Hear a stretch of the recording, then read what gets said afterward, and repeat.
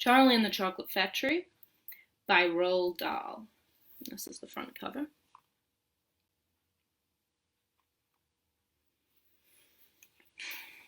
Chapter 1. Here Comes Charlie. These two very old people are the father and mother of Mr. Bucket. Their names are Grandpa Joe and Grandma Josephine.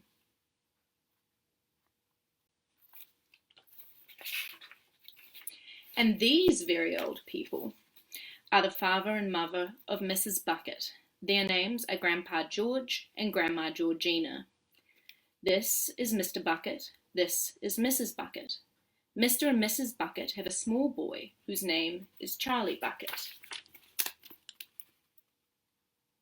This is Charlie. How do you do? And how do you do? And how do you do again? He's pleased to meet you. The whole of this family, the 6 grown-ups, count them, and little Charlie Bucket live together in a small wooden house on the edge of a great town. The house wasn't nearly large enough for so many people, and life was extremely uncomfortable for all of them. There were only 2 rooms in the place altogether, and there were only 1 bed. The bed was given to the 4 old grandparents because they were so old and tired. They were so tired they never got out of it. Grandpa Joe and Grandma Josephine on his side, Grandpa on this side, Grandpa George and Grandma Georgina on this side. Mr. and Mrs. Bucket and little Charlie Bucket slept in the other room upon mattresses on the floor. In the summertime this wasn't too bad, but in the winter freezing cold draughts blew across the floor all night long, and it was awful. There wasn't any question of them being able to buy a better house, or even 1 more bed to sleep in. They were far too poor for that. Mr. Bucket was the only person in the family with a job. He worked in a toothpaste factory, where he sat all day long at the bench and screwed the little caps onto the tops of tubes of toothpaste after the tubes had been filled. But a toothpaste cap screwer is never paid very much money, and poor Mr. Bucket, however hard he worked and however fast he screwed on the caps, was never able to make enough to buy 1/2 of the things that so large a family needed. There wasn't even enough money to buy proper food for them all. The only meals they could afford were bread and margarine for breakfast, boiled potatoes and cabbage for lunch, and cabbage soup for dinner. Sundays were a bit better. They all looked forward to Sundays because then, although they had exactly the same, everyone was allowed a second helping. The Buckets, of course, didn't starve, but every one of them, the 2 grandfathers, the 2 old grandmothers, Charlie's father, Charlie's mother, and especially little Charlie himself, went about from morning till night with a horrible empty feeling in their tummies. Charlie felt it worst of all, although his father and mother often went without their own share of lunch or supper so that they could give it to him. It wasn't nearly enough for a growing boy. He desperately wanted something more filling and satisfying than cabbage and cabbage soup. The one thing he longed for more than anything was chocolate. Walking to school in the mornings, Charlie could see great slabs of chocolate piled up high in the shop windows, and he would stop and stare and press his nose up against the glass, his mouth watering like mad. Many times a day, he would see the other children taking bars of creamy chocolate out of their pockets and munching them greedily, and that, of course, was pure torture. Only once a year, on his birthday, did Charlie Bucket ever get to taste a little bit of chocolate. The whole family saved their money up for that special occasion, and when the great day arrived, Charlie was always presented with 1 small chocolate bar to eat all by himself. And each time he received it, on those marvellous birthday mornings, he would place it carefully in a small wooden box that he owned, and treasure it as though it were a bar of solid gold, and for the next few days he would allow himself only to look at it, but never to touch it. Then at last, when he could stand it no longer, he would peel back a tiny bit of the paper wrapping at one corner to expose a tiny bit of chocolate, and then he would take a tiny nibble, just enough to allow the sweet, lovely taste to spread out slowly over his tongue. The next day he would take another tiny nibble, and so on and so on. And in this way Charlie would make his 6-penny bar of birthday chocolate last him for more than a month. But I haven't yet told you about the one awful thing that tortured little Charlie, the lover of chocolate, more than anything else. This thing, for him, was far, far worse than seeing slabs of chocolate in shop windows or watching other children munching bars of creamy chocolate right in front of him. It was the most terrible, torturing thing you could imagine, and it was this. In the town itself, actually within sight of the house in which Charlie lived, there was an enormous chocolate factory. Just imagine that. And it wasn't simply an ordinary enormous chocolate factory either. It was the largest and the most famous in the whole world. It was Wonka's factory, owned by a man called Mr. Willy Wonka, the greatest inventor and maker of chocolates that the world had ever seen. And what a tremendous, marvellous place it was. It had huge iron gates leading into it, and a high wall surrounding it, and smoke belching from its chimneys, and strange whizzing sounds coming from deep inside it. And outside the walls for half a mile around in every direction, the air was scented with the heavy, rich smell of melting chocolate. Twice a day, on his way to and from school, little Charlie Bucket had to walk right past the gates of the factory, and every time he went by, he would begin to walk very, very slowly, and he would hold his nose high in the air and take long, deep sniffs of the gorgeous, chocolatey smell all around him. Oh, how he loved that smell, and oh, how he wished he could go inside the factory and see what it was like. Chapter 2. Mr. Willy Wonka's Factory. In the evenings, after he had finished his supper of watery cabbage soup, Charlie always went into the room of his 4 grandparents to listen to their stories, and then afterwards to say good night. Every one of these old people were over 90. They were as shriveled as prunes and bony as skeletons, and throughout the day, until Charlie made his appearance, they lay huddled in their one bed, 2 at either end, with nightcaps on to keep their heads warm, dozing the time away with nothing to do. Me during isolation. But as soon as they heard the door opening, and heard Charlie's voice saying, "Good evening, Grandpa Joe and Grandma Josephine, and Grandpa George and Grandma Georgina," all 4 of them would suddenly sit up, and their old wrinkled faces would light up with smiles of pleasure, and the talking would begin. For they loved this little boy. He was the only bright thing in their lives, and these evening visits were something that they looked forward to all day long. Often Charlie's mother and father would come in as well and stand by the door, listening to the stories that the old people told, and thus, for perhaps half an hour every night, this room would become a happy place, and the whole family would forget that it was hungry and poor. One evening, when Charlie went to see his grandparents, he said to them, "Is it really true that Wonka's chocolate factory is the biggest in the world?" "True!" cried all 4 of them at once. "Of course it's true. Good heavens, didn't you know that? It's about 50 times as big as any other." "And is Mr. Wonka really the cleverest chocolate maker in the world?" "My dear boy," said Grandpa Joe, raising himself up a little higher on his pillow, "Mr. Willy Wonka is the most amazing, the most fantastic, the most extraordinary chocolate maker the world has ever seen. I thought everybody knew that."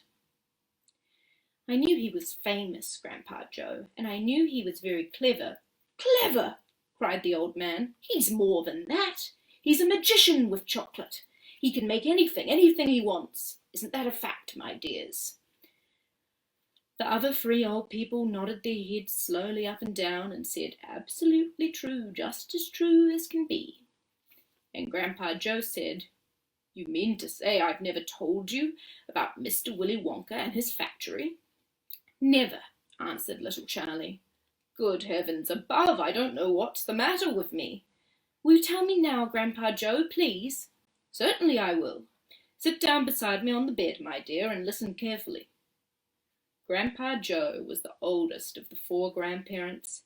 He was 96 and a half, and that is just about as old as anybody can be. Like all extremely old people, he was delicate and weak, and throughout the day he spoke very little. But in the evenings, when Charlie, his beloved grandson, was in the room, he seemed, in some marvellous way, to grow quite young again. All of his tiredness fell away from him, and he became as eager and excited as a young boy. "Oh, what a man he is, this Mr. Willy Wonka!" cried Grandpa Joe. "Did you know, for example, that he has himself invented more than 200 new kinds of chocolate bars, each with a different centre, each far sweeter and creamier and more delicious than anything the other chocolate factories can make?" "Perfectly true," cried Grandma Josephine. "And he sends them to all 4 corners of the earth. Isn't that so, Grandpa Joe?" "It is, my dear, it is. And to all the kings and presidents of the world as well. But it isn't only the chocolate bars that he makes. Oh, dear me, no. He has some really fantastic inventions up his sleeve, Mr. Willy Wonka has. Did you know he's invented a way of making chocolate ice cream so it stays cold for hours and hours without being in the refrigerator? You can even leave it lying in the sun all morning on a hot day and it won't go runny." "But that's impossible," said little Charlie, staring at his grandfather. "Of course it's impossible," cried Grandpa Joe. "It's completely absurd, but Mr. Willy Wonka has done it." "Quite right," the others agreed, nodding their heads. "Mr. Wonka has done it." And then again, Grandpa Joe went on, speaking very slowly now, so that Charlie wouldn't miss a word. "Mr. Willy Wonka can make marshmallows that taste of violets, and rich caramels that change colour every 10 seconds you suck them, and little feathery sweets that melt away deliciously the moment you put them between your lips. He can make chewing gum that never loses its taste, and sugar balloons you can blow up to enormous sizes before you pop them with a pin and gobble them up. And by a most secret method, he can make lovely bluebirds' eggs with black spots on them, and when you put one of these in your mouth, it gradually gets smaller and smaller until suddenly there is nothing left except a tiny little pink sugary baby bird sitting on the tip of your tongue." Grandpa Joe paused and ran the point of his tongue slowly over his lips. "It makes my mouth water just thinking about it," he said. "Mine too," said little Charlie, "but please go on." While they were talking, Mr. and Mrs. Bucket, Charlie's mother and father, had come quietly into the room, and now both were standing just inside the door listening. "Tell Charlie about that crazy Indian prince," said Grandma Josephine. "He'd like to hear that." "You mean Prince Pondicherry," said Grandpa Joe, and he began chuckling with laughter. "Completely dotty," said Grandpa George. "But very rich," said Grandma Georgina. "What did he do?" asked Charlie eagerly. "Listen," said Grandpa Joe, "and I'll tell you. And as we go into chapter 3, I'll have to warn for content that most adaptations don't include because it's a little bit racist. I actually can't remember how racist it is, but Prince Pondicherry with his chocolate temple doesn't bode well for me, but let's go. Chapter 3, Mr. Wonka and the Indian Prince. Good God, sorry, I got distracted because I hadn't seen your messages. Thank you, Nikki. You've never read Willy Wonka and the Chocolate Factory? Wow. Laurie, you know what I'm thinking. And thank you, Anija. Okay. Mr. Wonka and the Indian Prince. Prince Pondicherry wrote a letter to Mr. Willy Wonka, said Grandpa Joe, and asked him to come all the way out to India to build him a colossal palace entirely out of chocolate. Did Mr. Wonka do it, Grandpa? He did indeed. And what a palace it was! It had 100 rooms, and everything was made of either dark or light chocolate. The bricks were chocolate, and the cement holding them together was chocolate, and the windows were chocolate, and all of the walls and the ceilings were made of chocolate, and so were the carpets and the pictures and the furniture and the beds, and when you turned on the taps in the bathroom, hot chocolate came pouring out. When it was all finished, Mr. Wonka said to Prince Pondicherry, "I warn you, though, it won't last very long. You'd better start eating it right away." "Nonsense," shouted the prince. "I'm not going to eat my palace. I'm not even going to nibble the staircase or lick the walls. I'm going to live in it." But Mr. Wonka was right, of course, because soon after this there came a very hot day with a boiling sun, and the whole palace began to melt, and then it sank slowly into the ground, and the crazy prince, who was dozing in the living room at the time, woke up to find himself swimming around in a huge brown sticky lake of chocolate. Little Charlie sat very still on the edge of the bed, staring at his grandfather. Charlie's face was bright, and his eyes were stretched so wide you could see the whites all around. "Is all this really true?" he asked, "or are you just pulling my leg?" "It's true!" cried all 4 of the old people at once. "Of course it's true. Ask anyone you like." "And I'll tell you something else that's true." And now he leaned closer to Charlie and lowered his voice to a soft, secret whisper. "Nobody ever comes out." "In where?" cried Charlie. "And nobody ever goes in."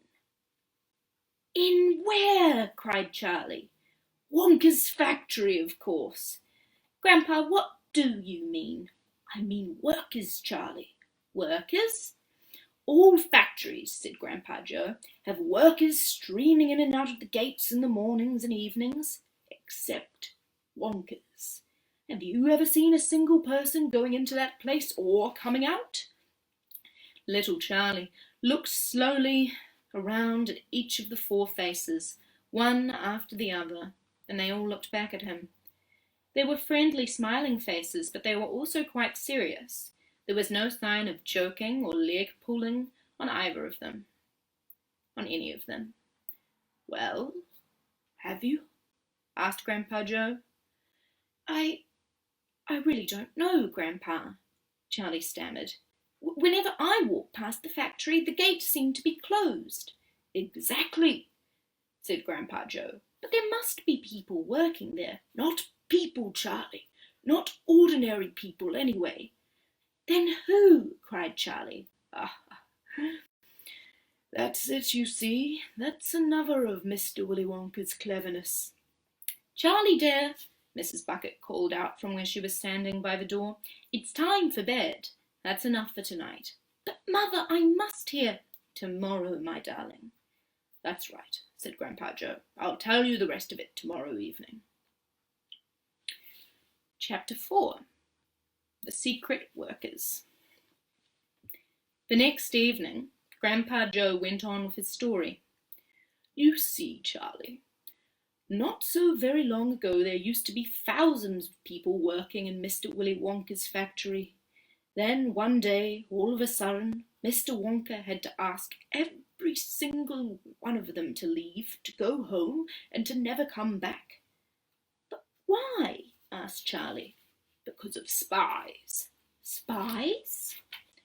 "Yes. All the other chocolate makers, you see, had begun to grow jealous of all the wonderful sweets that Mr. Wonka was making, and they started sending in spies to steal his secret recipes. The spies took jobs in the Wonka factory, pretending they were ordinary workers, and while they were there, each of them found out exactly how to make a certain special thing." "And did they go back to their own factories and tell?" asked Charlie. "They must have," answered Grandpa Joe, "because soon after that, Fickelgruber's factory started making an ice cream that would never melt, even in the hottest sun. Then Mr. Prodnose's factory came out with a chewing gum that never lost its flavour, no matter how much you chewed it. And then Mr. Slugworth's factory began making sugar balloons that you could blow up to huge sizes before you popped them with a pin and gobbled them up.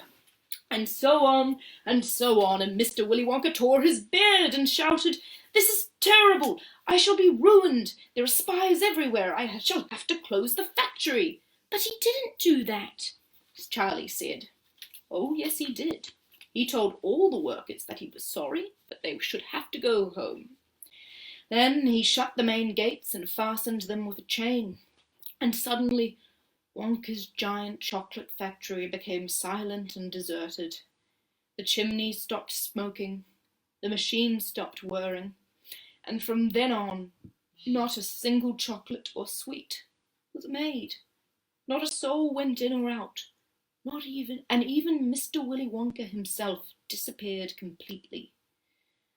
Months and months went by, Grandpa Joe went on, but still the factory remained closed, and everybody said, "Poor Mr. Wonka, he was so nice and he made such marvellous things, but he's finished now, it's all over." Then something astonishing happened. One day, early in the morning, thin columns of white smoke were seen to be coming out of the tops of the tall chimneys of the factory. People in the town stopped and stared. "What's going on?" they cried. "Someone's lit the furnaces. Mr. Wonka must be opening up again."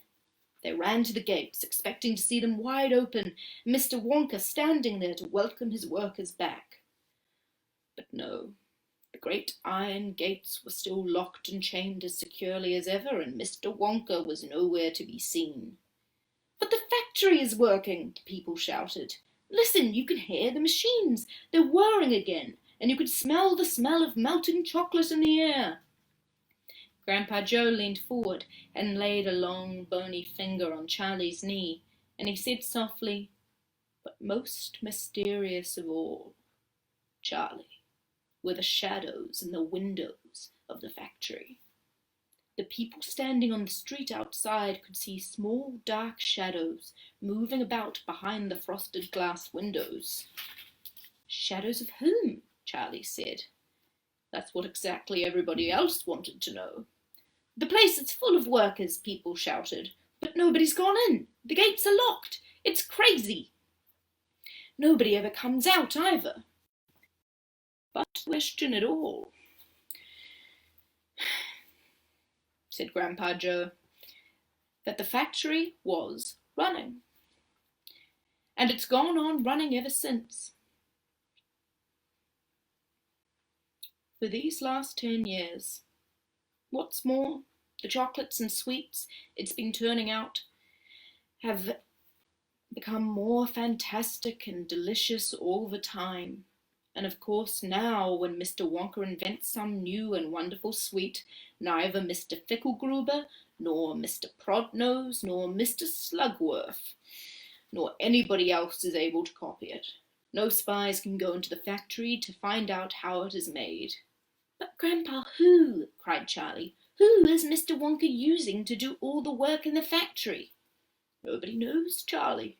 "But that's absurd. Hasn't someone asked Mr. Wonka?"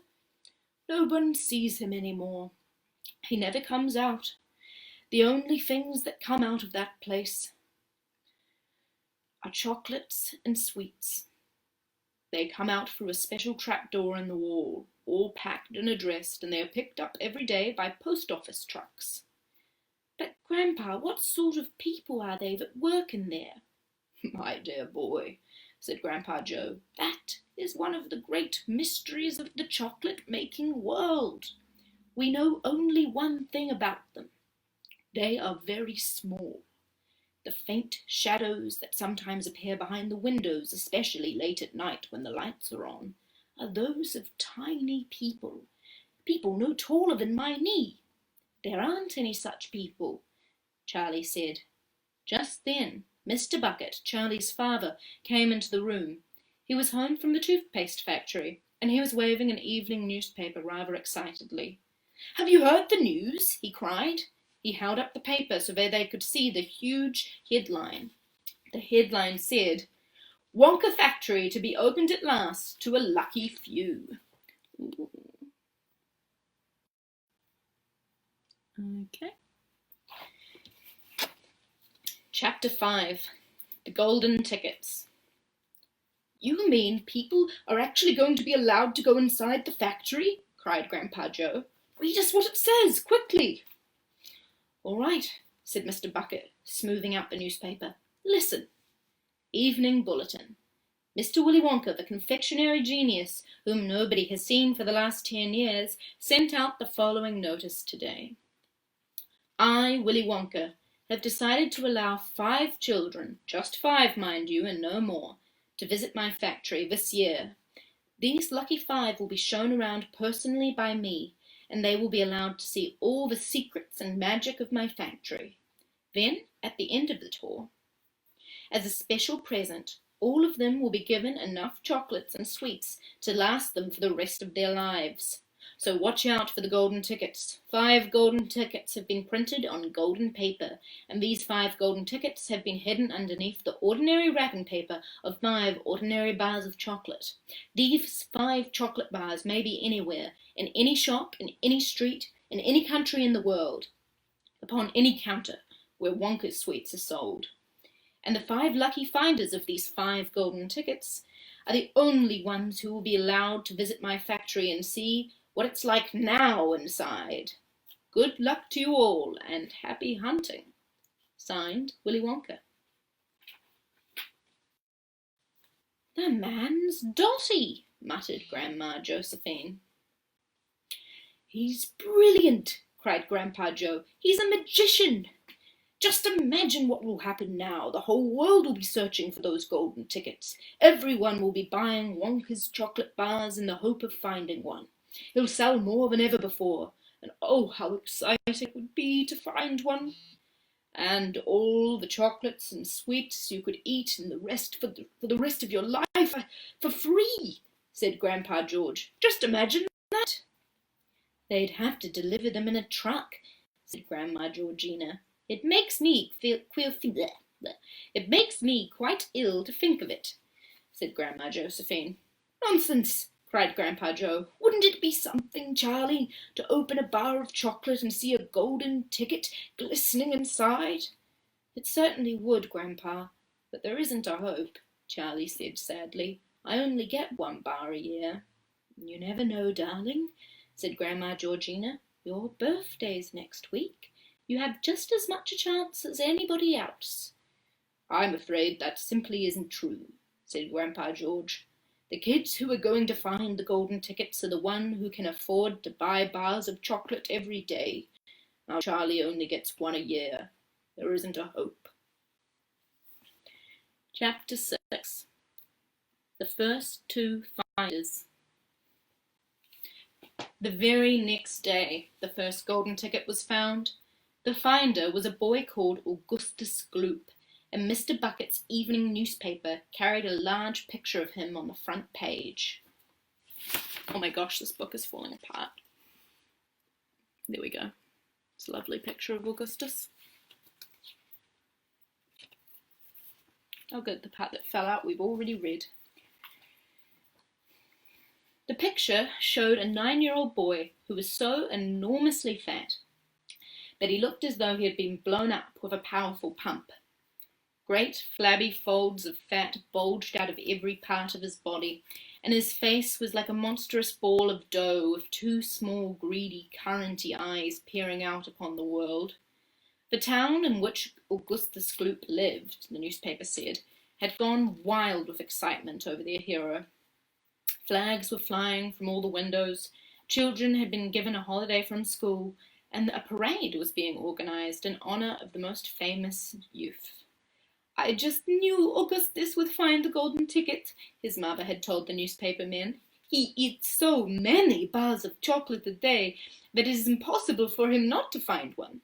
Eating is his hobby, you know. That's all he's interested in. But still, it's better than being a hooligan and shooting off zip guns and things like that in his spare time, isn't it?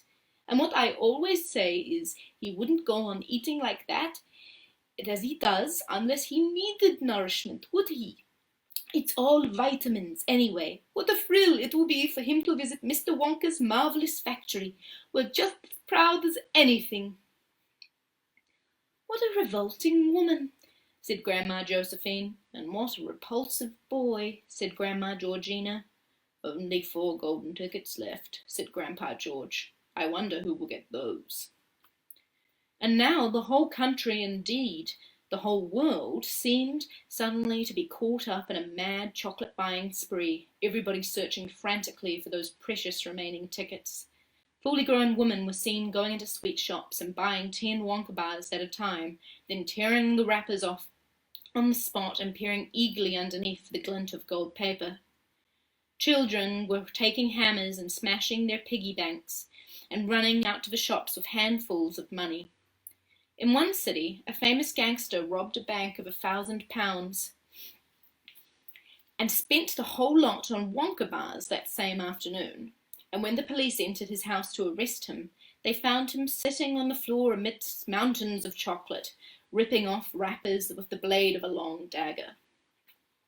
In far-off Russia, a woman called Charlotte Russe claimed to have found the second ticket, but it turned out to be a clever fake.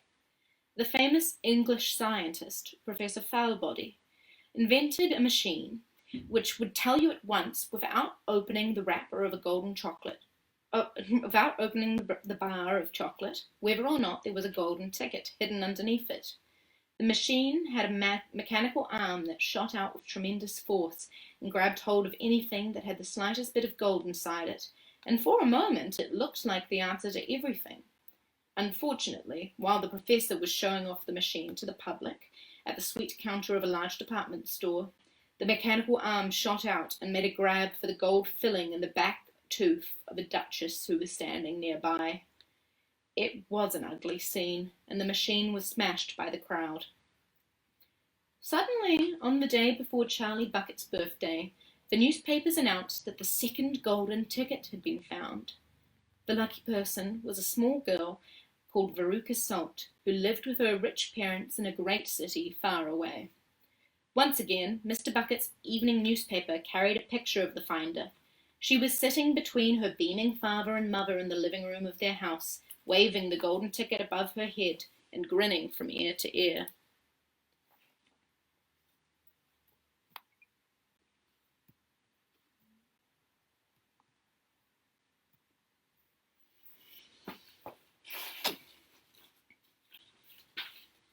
Veruca's father, Mr. Salt, had eagerly explained to the newspaper men exactly how the ticket was found.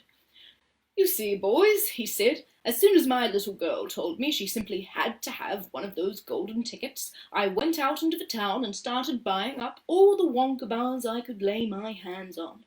Thousands of them I must have bought, hundreds of thousands, and then I had them loaded onto trucks and sent directly to my own factory. I'm in the peanut business, you see, and I've got about 100 women working for me all over my place, shelling peanuts for roasting and salting. That's what they do all day long, those women. They sit there selling peanuts. So I says to them, 'Okay, girls,' I says, 'from now on you can stop shelling peanuts and start shelling the wrappers of these chocolate bars instead.' And they did. I had every worker in the place yanking the paper off of those bars of chocolate full speed ahead from morning till night. But 3 days went by and we had no luck. Oh, it was terrible. My little Veruca got more and more upset each day, and every time I went home she would scream at me, 'Where's my golden ticket? I want my golden ticket!' And she would lie for hours on the floor, kicking and yelling in the most disturbing way. Well, I just hated to see my little girl feeling unhappy like that, so I vowed I would keep up the search until I got her what she wanted. Then, suddenly, on the evening of the 4th day, one of my woman workers yelled, 'I've got it! I've got a golden ticket!' And I said, 'Give it to me, quick!' And she did, and I rushed it home and gave it to my darling Veruca. And now she's all smiles, and we have a happy home once again." "That's even worse than the fat boy," said Grandma Josephine. "She really needs a good spanking," said Grandma Georgina. "I don't think the girl's father played it quite fair, Grandpa. Do you?" Charlie murmured. "He spoils her," Grandpa Joe said, "and no good can ever come from spoiling a child like that, Charlie, you mark my words." "Come to bed, darling," said Charlie's mother. "Tomorrow's your birthday, don't forget, so I expect you'll be up early to open your present." "A Wonka chocolate bar!" cried Charlie. "It's a Wonka bar, isn't it?" "Yes, my love," his mother said. "Of course it is." "Oh, wouldn't it be wonderful if I found the third golden ticket inside it?" Charlie said. "Bring it in here when you get it," Grandpa Joe said. "Then we can all watch you taking off the wrapper." Chapter 7. Charlie's Birthday.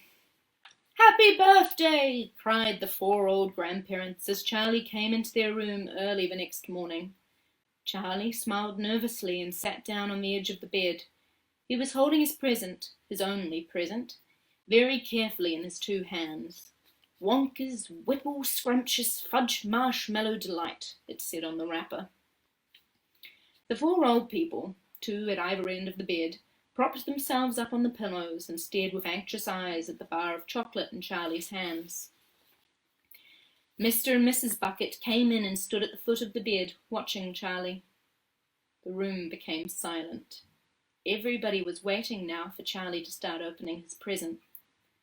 Charlie looked down at the bar of chocolate.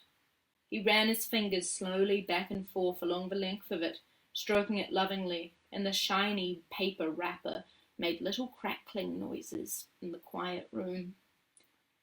Then Mrs. Bucket said gently, "You mustn't be too disappointed, my darling. You can't, if you don't find what you're looking for underneath that wrapper, you can't really expect to be as lucky as that." "She's quite right," Mr. Bucket said. Charlie didn't say anything. "After all," Grandma Josephine said, "in the whole wide world there's only 3 tickets left." "The thing to remember," Grandma Georgina said, "is that whatever happens, you'll still have a bar of chocolate." "Wonka's Whipple Scrumptious Fudge Mallow Delight," cried Grandpa George. "It's the best of all of them. You'll just love it."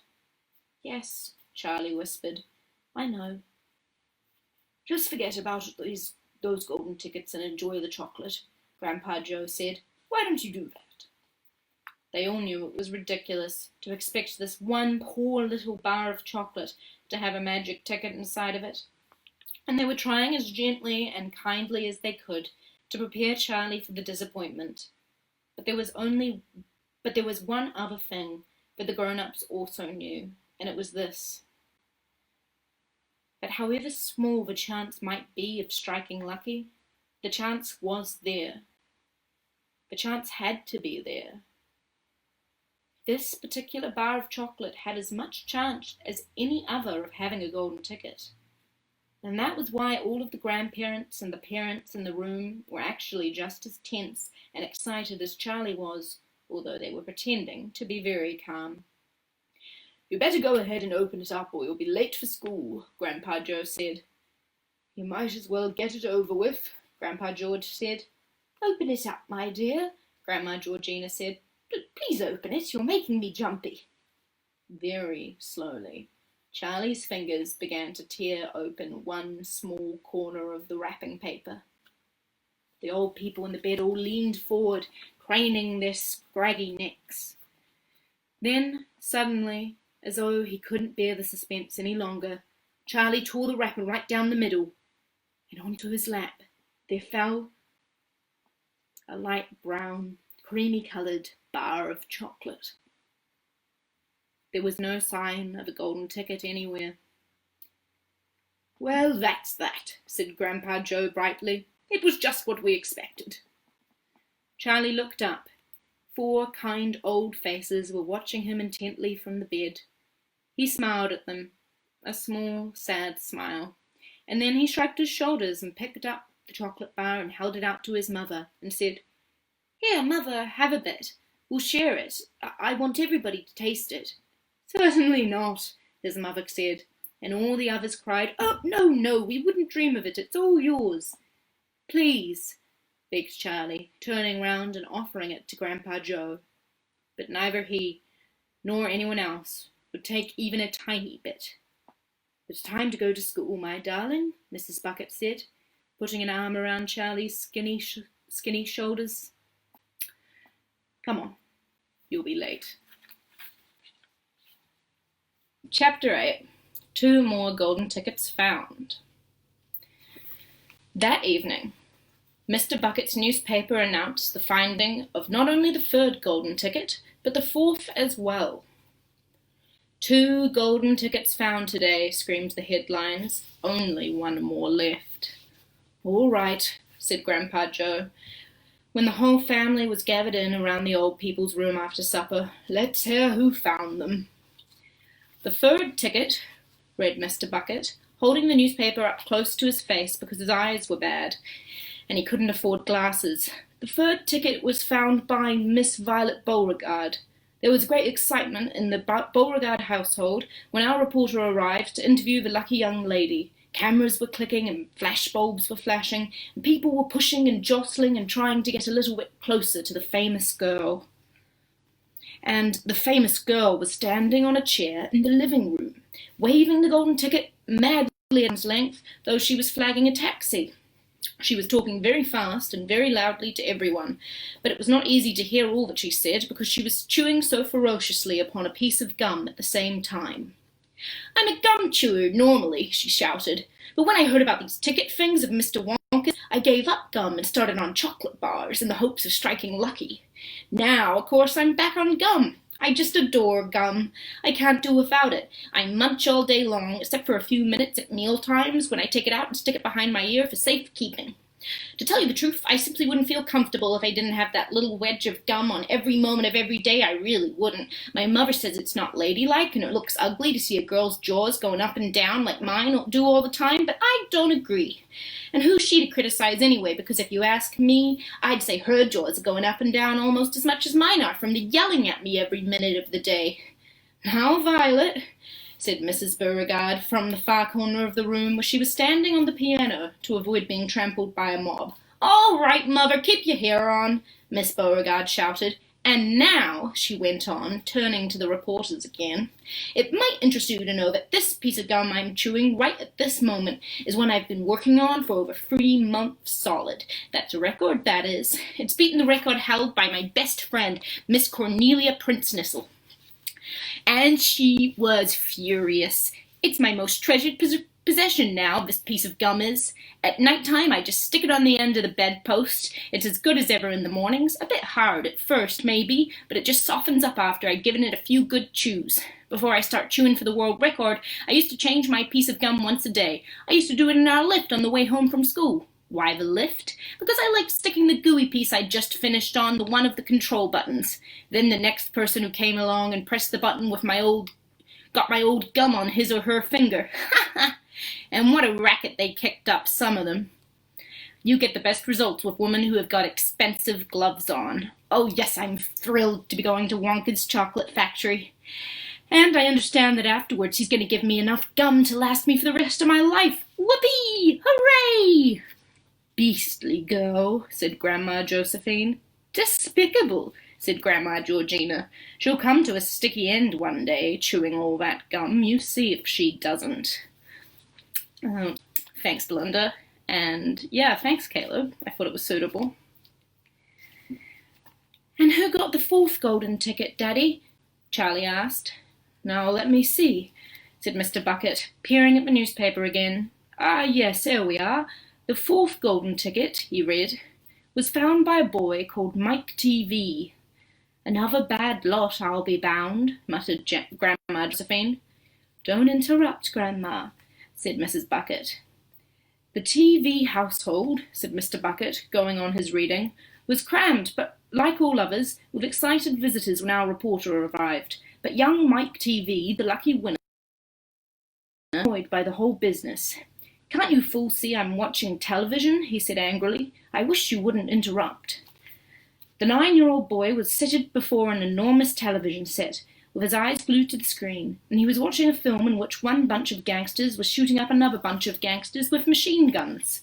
Mike TV himself had no less than 18 toy pistols of various sizes hanging up from belts around his body, and every now and then he would leap up into the air and fire off half a dozen rounds from one or other of these weapons.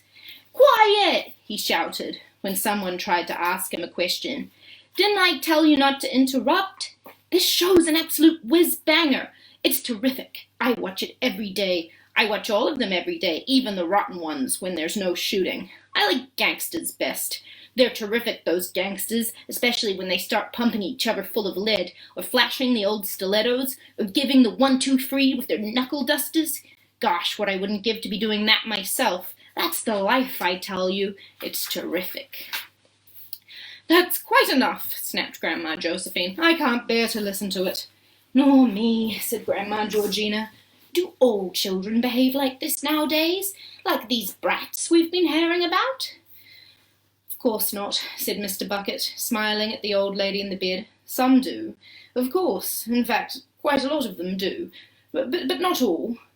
And now there's only one ticket left, said Grandpa George.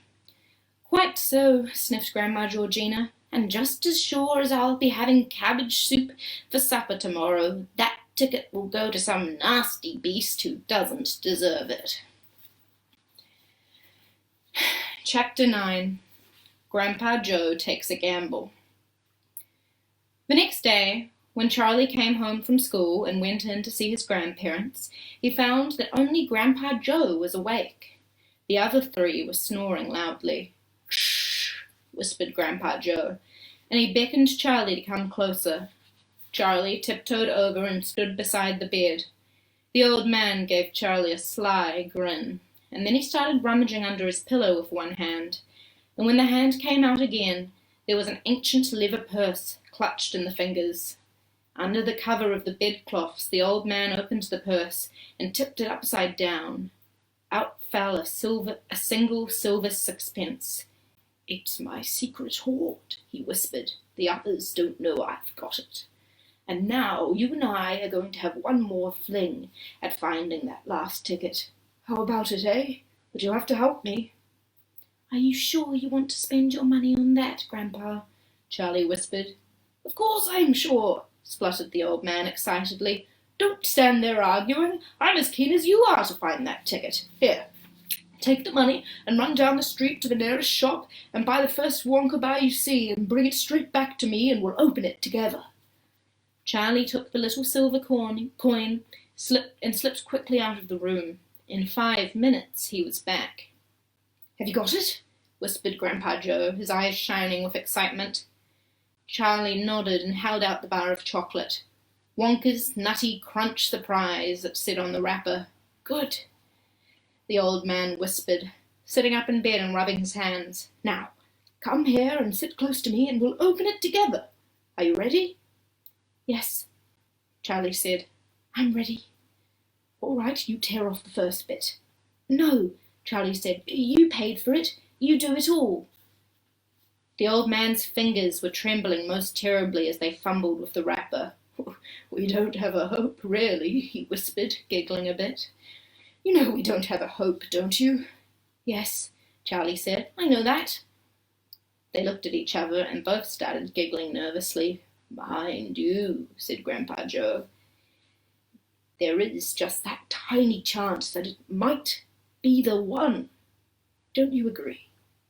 "Yes," Charlie said. "Of course. Why don't you open it, Grandpa?" "Oh, all in good time, my boy, all in good time. Which end do you think I ought to open first?"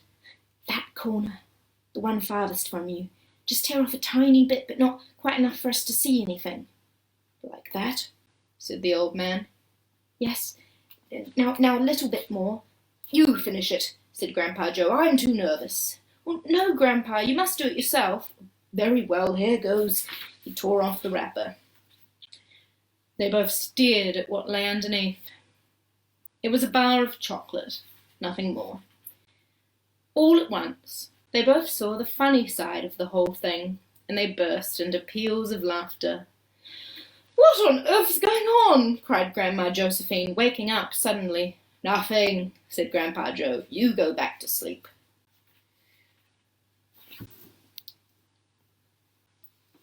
Chapter 10. The family begins to starve. And yeah, Luke, you're right. All of the characters in this are quite horrible, especially the old people. Especially Grandpa Joe, if you ask me. Chapter 10. The family begins to starve. During the next 2 weeks, the weather turned very cold. First came the snow. It began very suddenly one morning, just as Charlie Bucket was getting dressed for school. Standing by the window, he saw the huge flakes drifting slowly down out of the icy sky, but that was the colour of steel. By evening, it lay 4 feet deep around the tiny house, and Mr. Bucket had to dig a path from the front door to the road. After the snow, there came a freezing gale that blew for days and days without stopping.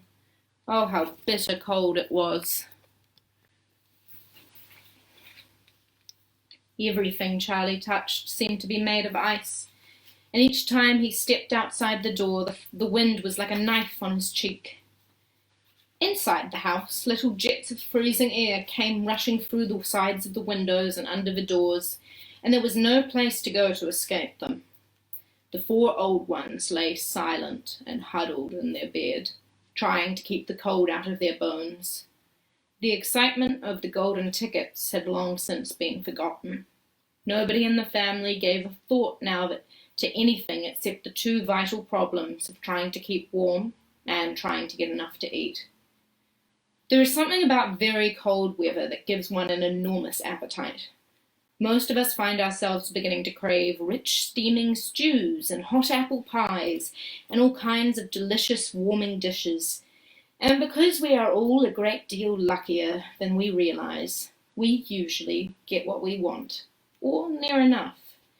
But Charlie Bucket never got what he wanted because the family couldn't afford it, and the cold weather went on, and he became ravenously and desperately hungry.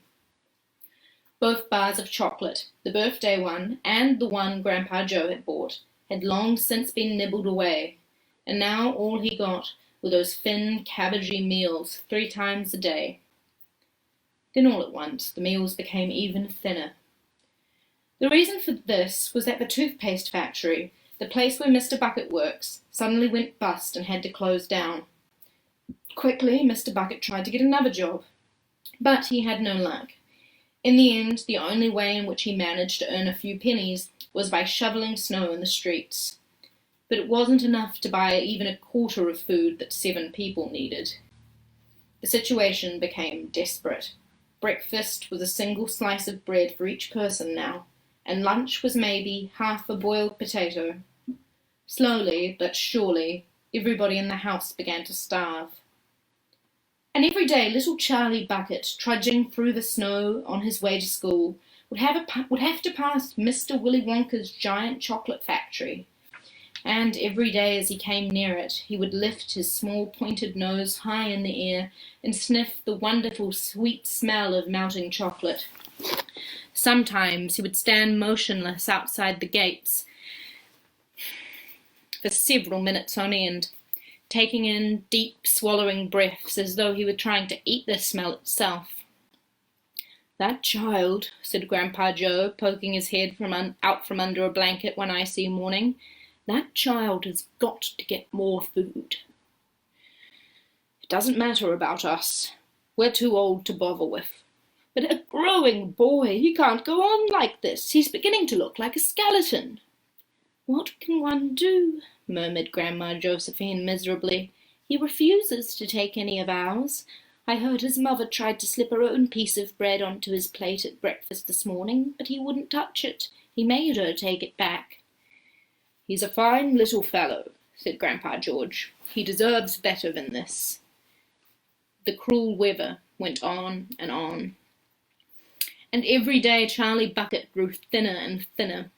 His face became frighteningly white and pinched. The skin was drawn so tightly over the cheeks that you could see the shapes of bones underneath. It seemed doubtful whether he could go on much longer like this, without becoming dangerously ill. And now, very calmly, with that curious wisdom that seems to come so often to small children in times of hardship, he began to make little changes here and there in some of the things he did, so as to save his strength. In the mornings, he left the house 10 minutes earlier so he could walk slowly to school, without ever having to run. He sat quietly in the classroom during the break, resting himself, while the others rushed outdoors and threw snowballs and wrestled in the snow. Everything he did now, he did slowly and he did carefully, to prevent exhaustion. Then one afternoon, walking back home with the icy wind in his face, and incidentally feeling hungrier than he had ever felt before, his eye was caught suddenly by something silvery lying in the gutter in the snow. Charlie stepped off the curb and bent down to examine it. Part of it was buried under the snow, but he saw at once what it was. It was a 50p piece. Quickly he looked around him. Had somebody just dropped it? No, that was impossible, because of the way part of it was buried. Several people were hurrying past on the pavement, their chins sunk deep into the collars of their coats, their feet crunching in the snow. None of them was searching for any money. None of them was taking the slightest notice of the small boy crouching in the gutter. Then it was his, this 50p. Could he have it? Carefully, Charlie pulled it out from under the snow. It was damp and dirty, but otherwise perfect. A whole 50p. He held it tightly between his shivering fingers, gazing down at it. It meant only one thing to him at that moment. Only one thing. It meant food. Automatically, Charlie turned and began moving towards the nearest shop. It was only 10 paces away. It was a newspaper and stationery shop, the kind that sells almost everything, including sweets and cigars. And what he would do, he whispered quickly to himself. He would buy one luscious bar of chocolate and eat it all up, every bit of it, right then and there. And then the rest of the money he would take straight back home and give to his mother. Chapter 11. The Miracle. Charlie entered the shop and laid the damp 50p on the counter. "One Wonka's whipple scrumptious fudge mellow delight," he said, remembering how much he had loved that one that he had had on his birthday. The man behind the counter looked fat and well-fed.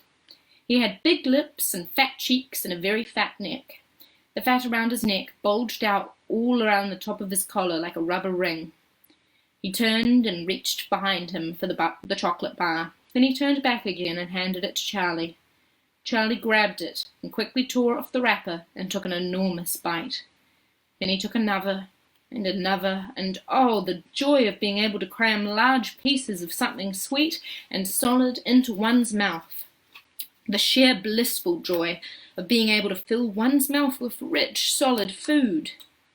"You look like you wanted that one, sonny," the shopkeeper said pleasantly. Charlie nodded, his mouth bulging with chocolate. The shopkeeper put Charlie's change on the counter. "Take it easy," he said. "It'll give you a tummy ache if you swallow all that without chewing." Charlie went on wolfing the chocolate. He couldn't stop, and in less than half a minute the whole thing had disappeared down his throat. He was quite out of breath, but he felt marvellously, extraordinarily happy. He reached out a hand to take the change. Then he paused. His eyes were just above the level of the counter. They were staring at the silver coins lying there. The coins were all 5p pieces. There were 9 of them altogether. Surely it wouldn't matter if he spent just one more. "I think," he said quietly, "I think I'll have just one more of those chocolate bars. The same kind as before, please." "Why not?" the fat shopkeeper said, reaching behind himself again and taking another whipple scrumptious fudge mellow delight off the shelf. He laid it on the counter. Charlie picked it up and tore off the wrapper, and suddenly, from underneath the wrapper, there came a brilliant flash of gold. Charlie's heart stood still. "It's a golden ticket!" screamed the shopkeeper, leaping about a foot in the air. "You've got a golden ticket! You found the last golden ticket! Hey, would you believe it? Come look at this, everybody! The kid's found the last Wonka's golden ticket! There it is! It's right there in his hands!" It seemed as though the shopkeeper was going to have a fit. "In my shop, too," he yelled. "He found it right here in my own little shop. Oh, somebody call the newspapers, quick, and let them know about it. Watch out now, sonny. Don't tear it as you unwrap it. That thing's precious." In a few seconds there was a crowd of about 20 people clustering around Charlie, and many more were pushing their way in from the street. Everybody wanted to get a look at the golden ticket and my lucky finder. "Where is it?" somebody shouted. "Hold it up so we can see it." "There it is, there!" someone else shouted. "He's holding it in his hands. See the gold shining?" "How did he manage to find it, I'd like to know?" a large boy shouted angrily. 20 bars a day I've been buying for weeks and weeks." "Think of all the free stuff he'll be getting too," another boy said enviously. "A lifetime supply." "He'll need it, the skinny little shrimp," a girl said, laughing. Charlie hadn't moved. He hadn't even unwrapped the golden ticket from around the chocolate. He was standing very still, holding it tightly with both hands, while the crowd pushed and shouted all around him. He felt quite dizzy. There was a peculiar floating sensation coming over him, as though he were floating up in the air like a balloon. His feet didn't seem to be touching the ground at all. He could hear his heart thumping away loudly somewhere in his throat. At that point, he became aware of a hand resting lightly on his shoulder, and when he looked up, he saw a tall man standing over him. "Listen," the man whispered. "I'll buy it from you. I'll give you £50. How about it, eh? And I'll give you a new bicycle as well, okay?" "Are you crazy?" shouted a woman who was standing equally close. "Why, I'll give him £200 for that ticket. You want to sell that ticket for £200, young man?"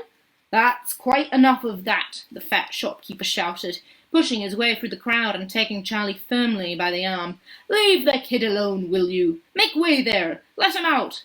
And to Charlie, as he led him to the door, he whispered, "Don't you let anybody have it. Take it straight home quickly before you lose it. Run all the way and don't stop till you get there, you understand?" Charlie nodded. "You know something?" the fat shopkeeper said, pausing a moment and smiling at Charlie.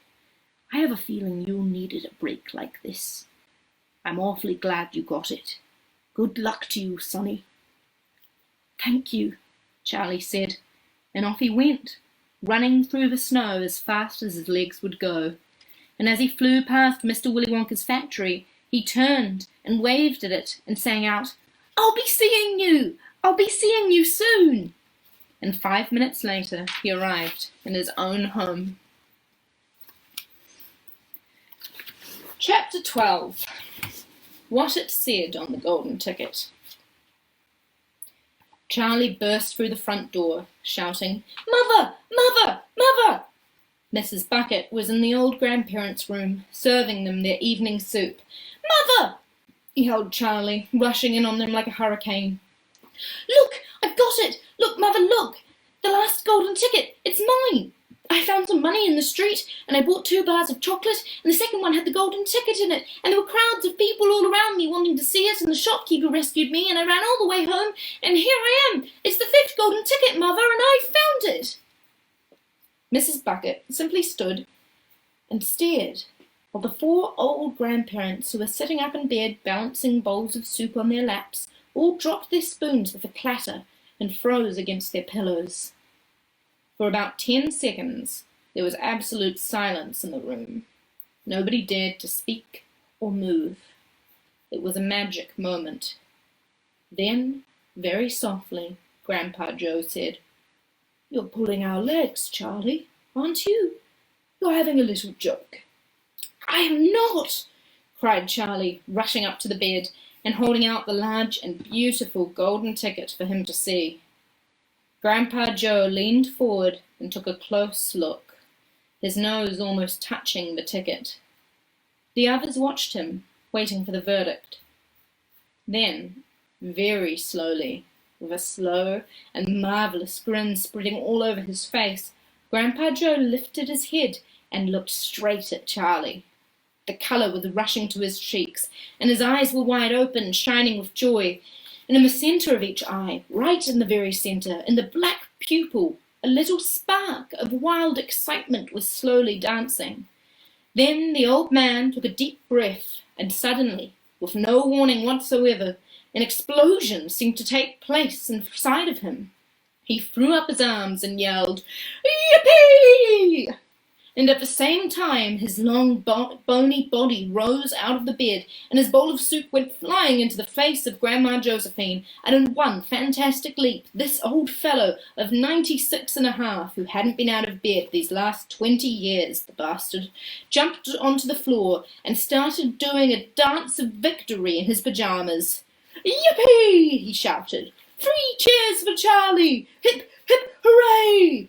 At this point the door opened, and Mr. Bucket walked into the room. He was cold and tired, and he looked it.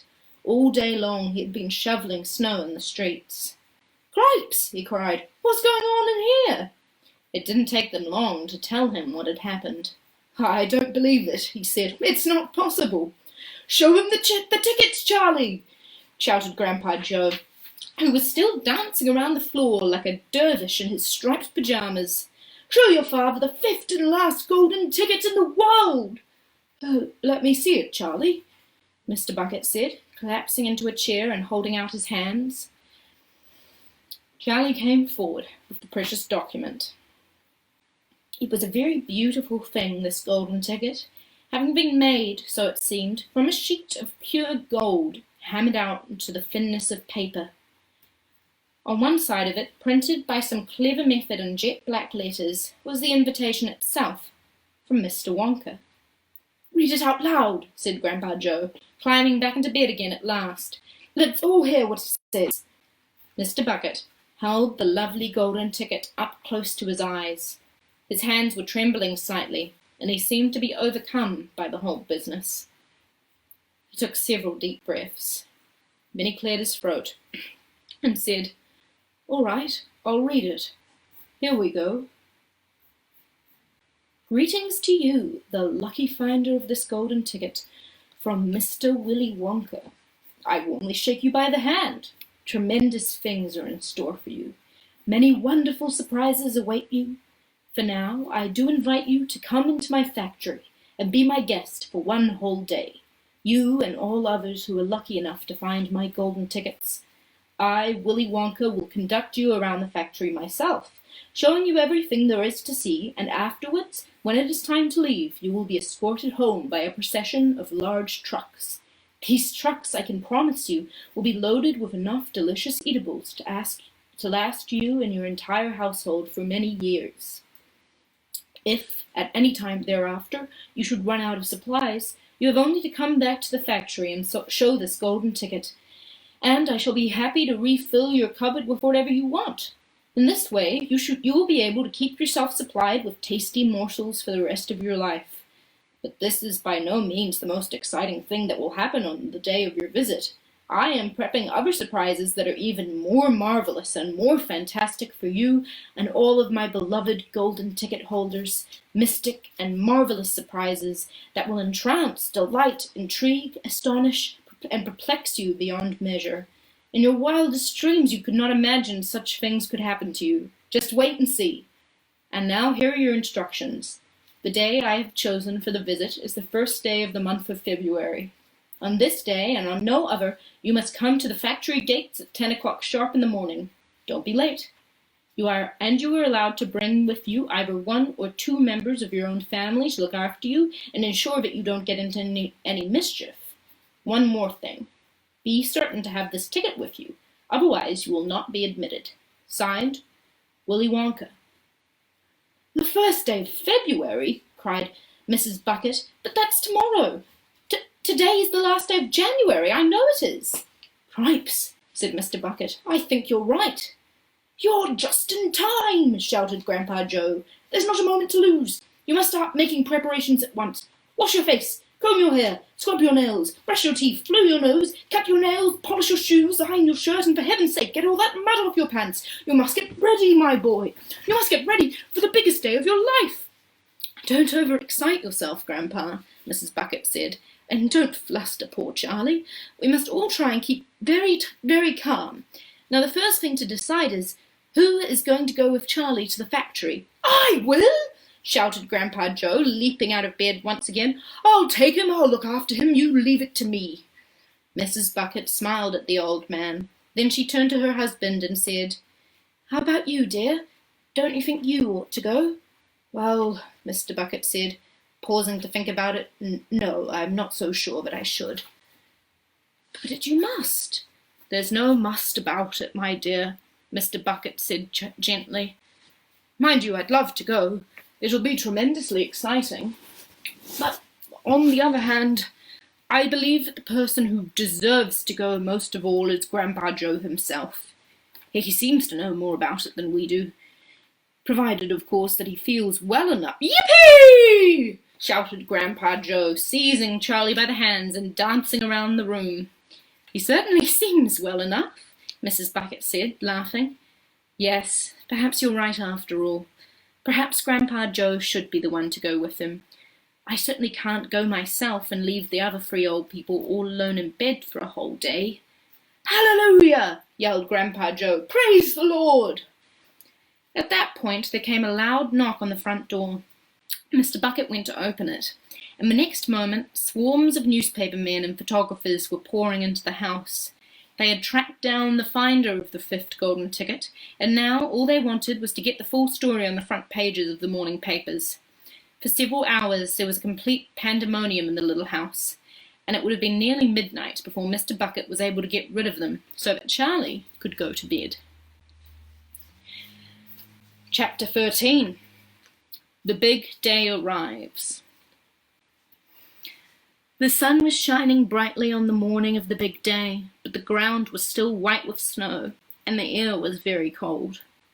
Outside the gates of Wonka's factory, enormous crowds of people had gathered to watch the 5 lucky ticket holders going in. The excitement was tremendous. It was just before 10 o'clock. The crowds were pushing and shouting, and policemen with arms linked were trying to hold them back from the gates. Right beside the gates, in a small group, there was carefully shielded from the crowds by the police, stood the 5 famous children, together with their grown-ups who had come with them. The tall, bony figure of Grandpa Joe could be seen standing quietly among them, and beside him, holding tightly onto his hand, was little Charlie Bucket himself. All of the children, except Charlie, had both their mothers and fathers with them, and it was a good thing that they had, otherwise the whole party might have gotten out of hand. They were so eager to get going, but their parents were having to hold them back by force to prevent them from climbing over the gates. Be patient, yelled the fathers. Be still. It's not time yet. It's not 10 o'clock. Behind him, Charlie Bucket could hear the shouts of the people in the crowd as they pushed and fought to get a glimpse of the famous children. There's Violet Beauregard, he heard someone shouting. That's her all right. I can remember her face from the newspapers. And you know what? Somebody else shouted back. She's still chewing that dreadful old piece of gum she's had for 3 months. Look at her jaws. They're still working on it. Who's the big fat boy? That's Augustus Gloop. So it is. Enormous, isn't he? Fantastic. Who's the kid with a picture of the Lone Ranger stenciled on his wind cheater? Well, that's Mike TV. He's the television fiend. He must be crazy. Look at all those toy pistols he's got hanging all over him. The one I want to see is Veruca Salt, shouted another voice from the crowd. She's the girl whose father blah, blah, blah, blah, blah. She's the girl whose father brought up 500,000 chocolate bars and made the workers in his peanut factory unwrap every one of them until they found a golden ticket. He gives her anything she wants, absolutely everything. She only has to start screaming for it and she gets it. Dreadful, isn't it? Shocking, I call it. Which one do you think is her? That one, over there on the left, the little girl with the silver mink coat. Which one's Charlie Bucket? Charlie Bucket? He must be that skinny little shrimp standing beside the old fellow that looks like a skeleton. Very close to us, just there. See him? Why hasn't he got a coat on in this cold weather? Don't ask me. Maybe he can't afford to buy one. Oh, goodness me, he must be freezing. Charlie, standing only a few paces away from the speaker, gave Grandpa Joe's hand a squeeze, and the old man looked down at Charlie and smiled. Somewhere in the distance, a church clock began striking 10. Very slowly, with a loud creaking of rusty hinges, the great iron gates of the factory began to swing open. The crowd suddenly became silent. The children stopped jumping about. All eyes were fixed upon the gates. There he is! Somebody shouted. That's him! And so it was. Chapter 14. Mr. Willy Wonka. Mr. Wonka was standing all alone just inside the open gates of the factory. And what an extraordinary little man he was! He had a black top hat on his head. He wore a tailcoat made of a beautiful plum-coloured velvet. His trousers were bottle green. His gloves were pearly grey. And in one hand he carried a fine gold-topped walking cane. Covering his chin there was a small, neat, pointed black beard, a goatee. And his eyes were most marvellously bright. They seemed to be sparkling and twinkling at you all the time. The whole face, in fact, was alight with fun and laughter. And oh, how clever he looked! How quick and sharp and full of life! He kept making quick, jerky little movements with his head, cocking it this way and that, and taking everything in with these bright, twinkling eyes. He was like a squirrel in the quickness of his movements, like a quick, clever old squirrel from the park. Suddenly, he did a funny little skipping dance in the snow, and he spread his arms wide, and he smiled at the 5 children who had clustered near the gates, and he called out, "Welcome, my little friends! Welcome to the factory!" His voice was high and fluty. "Will you come forward one at a time, please," he called out, "and bring your parents. Then show me your golden ticket and give me your name. Who's first?" The big fat boy stepped up. "I am Augustus Gloop," he said. "Augustus!" cried Mr. Wonka, seizing his hand and pumping it up and down with terrific force. "My dear boy, how good it is to see you! Delighted, charmed, overjoyed to have you with us. And these are your parents? How nice! Come in, come in! That's right, step through the gates." Mr. Wonka was clearly just as excited as everybody else. "My name," said the next child to go forward, "is Veruca Salt." "My dear Veruca, how do you do? What a pleasure this is! You do have an interesting name, don't you? I always thought that a verruca was a sort of wart that I got on the sole of my foot. But I must be wrong, mustn't I? How pretty you look in that lovely mink coat. I'm so glad you could come. Dear me, this is going to be such an exciting day. I do hope you enjoy it. I'm sure you will. I know you will. Your father? How are you, Mr. Salt? And Mrs. Salt, overjoyed to see you. Yes, the ticket is quite in order. Please go in." The next 2 children, Violet Beauregard and Mike TV, came forward to have their tickets examined, and then their arms practically pumped off their shoulders by the energetic Mr. Wonka. And last of all, a small, nervous voice whispered, "Charlie Bucket?" "Charlie!" cried Mr. Wonka. "Well, well, well. So there you are. You're the one who found your ticket only yesterday, aren't you?" Yes, I read all about it in this morning's papers. Just in time, my dear boy. I'm so glad, so happy for you, and this your grandfather, delighted to meet you, sir. Overjoyed, enraptured, enchanted. All right, excellent. Is everybody here now? 5 children? Yes, good. Now will you please follow me? Our tour is about to begin, but do keep together. Please don't wander off by yourselves. I shouldn't like to lose any of you at this stage in the proceedings. Oh, dear me, no." Charlie glanced back over his shoulder and saw the great iron entrance gates slowly closing behind him.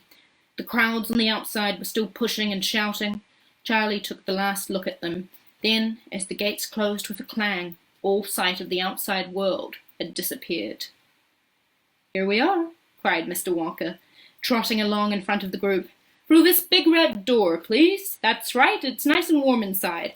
I have to keep it warm inside the factory because of the workers. My workers are used to extremely hot climate. They can't stand the cold. They'd perish if they went outdoors in this weather. They'd freeze to death." "But who are these workers?" asked Augustus Gloop. "All in good time, my dear boy," said Mr. Wonka, smiling at Augustus. "Be patient. You shall see everything as we go along. Are all of you inside? Good. Would you mind closing the door? Thank you." Charlie Bucket found himself standing in a long corridor that stretched away in front of him as far as he could see. The corridor was so wide that a car could have easily driven through it. The walls were pale pink, the lighting was soft and pleasant. "How lovely and warm," whispered Charlie. I know, and what a marvellous smell, answered Grandpa Joe, taking a long, deep sniff. All the most wonderful smells in the world seemed to be mixed up in the air around them.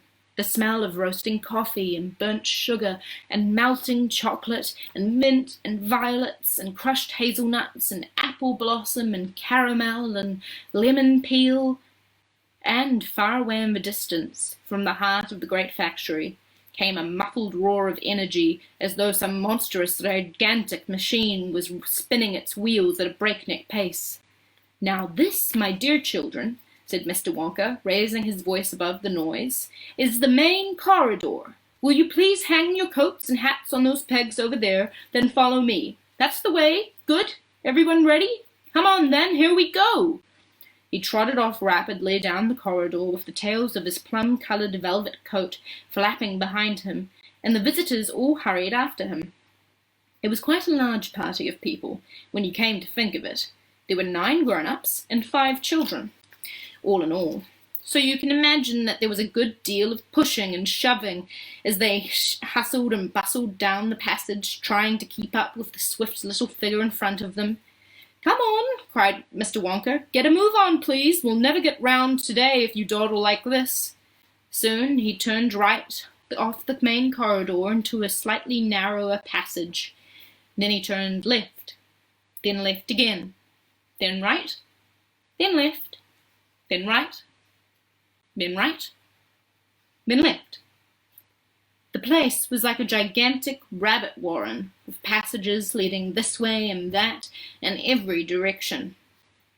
Don't you let go of my hand, Charlie, whispered Grandpa Joe. Notice all these passages are sloping downwards, called out Mr. Wonka. We are now going underground. All the most important rooms in my factory are deep below the surface. Why's that? Somebody asked.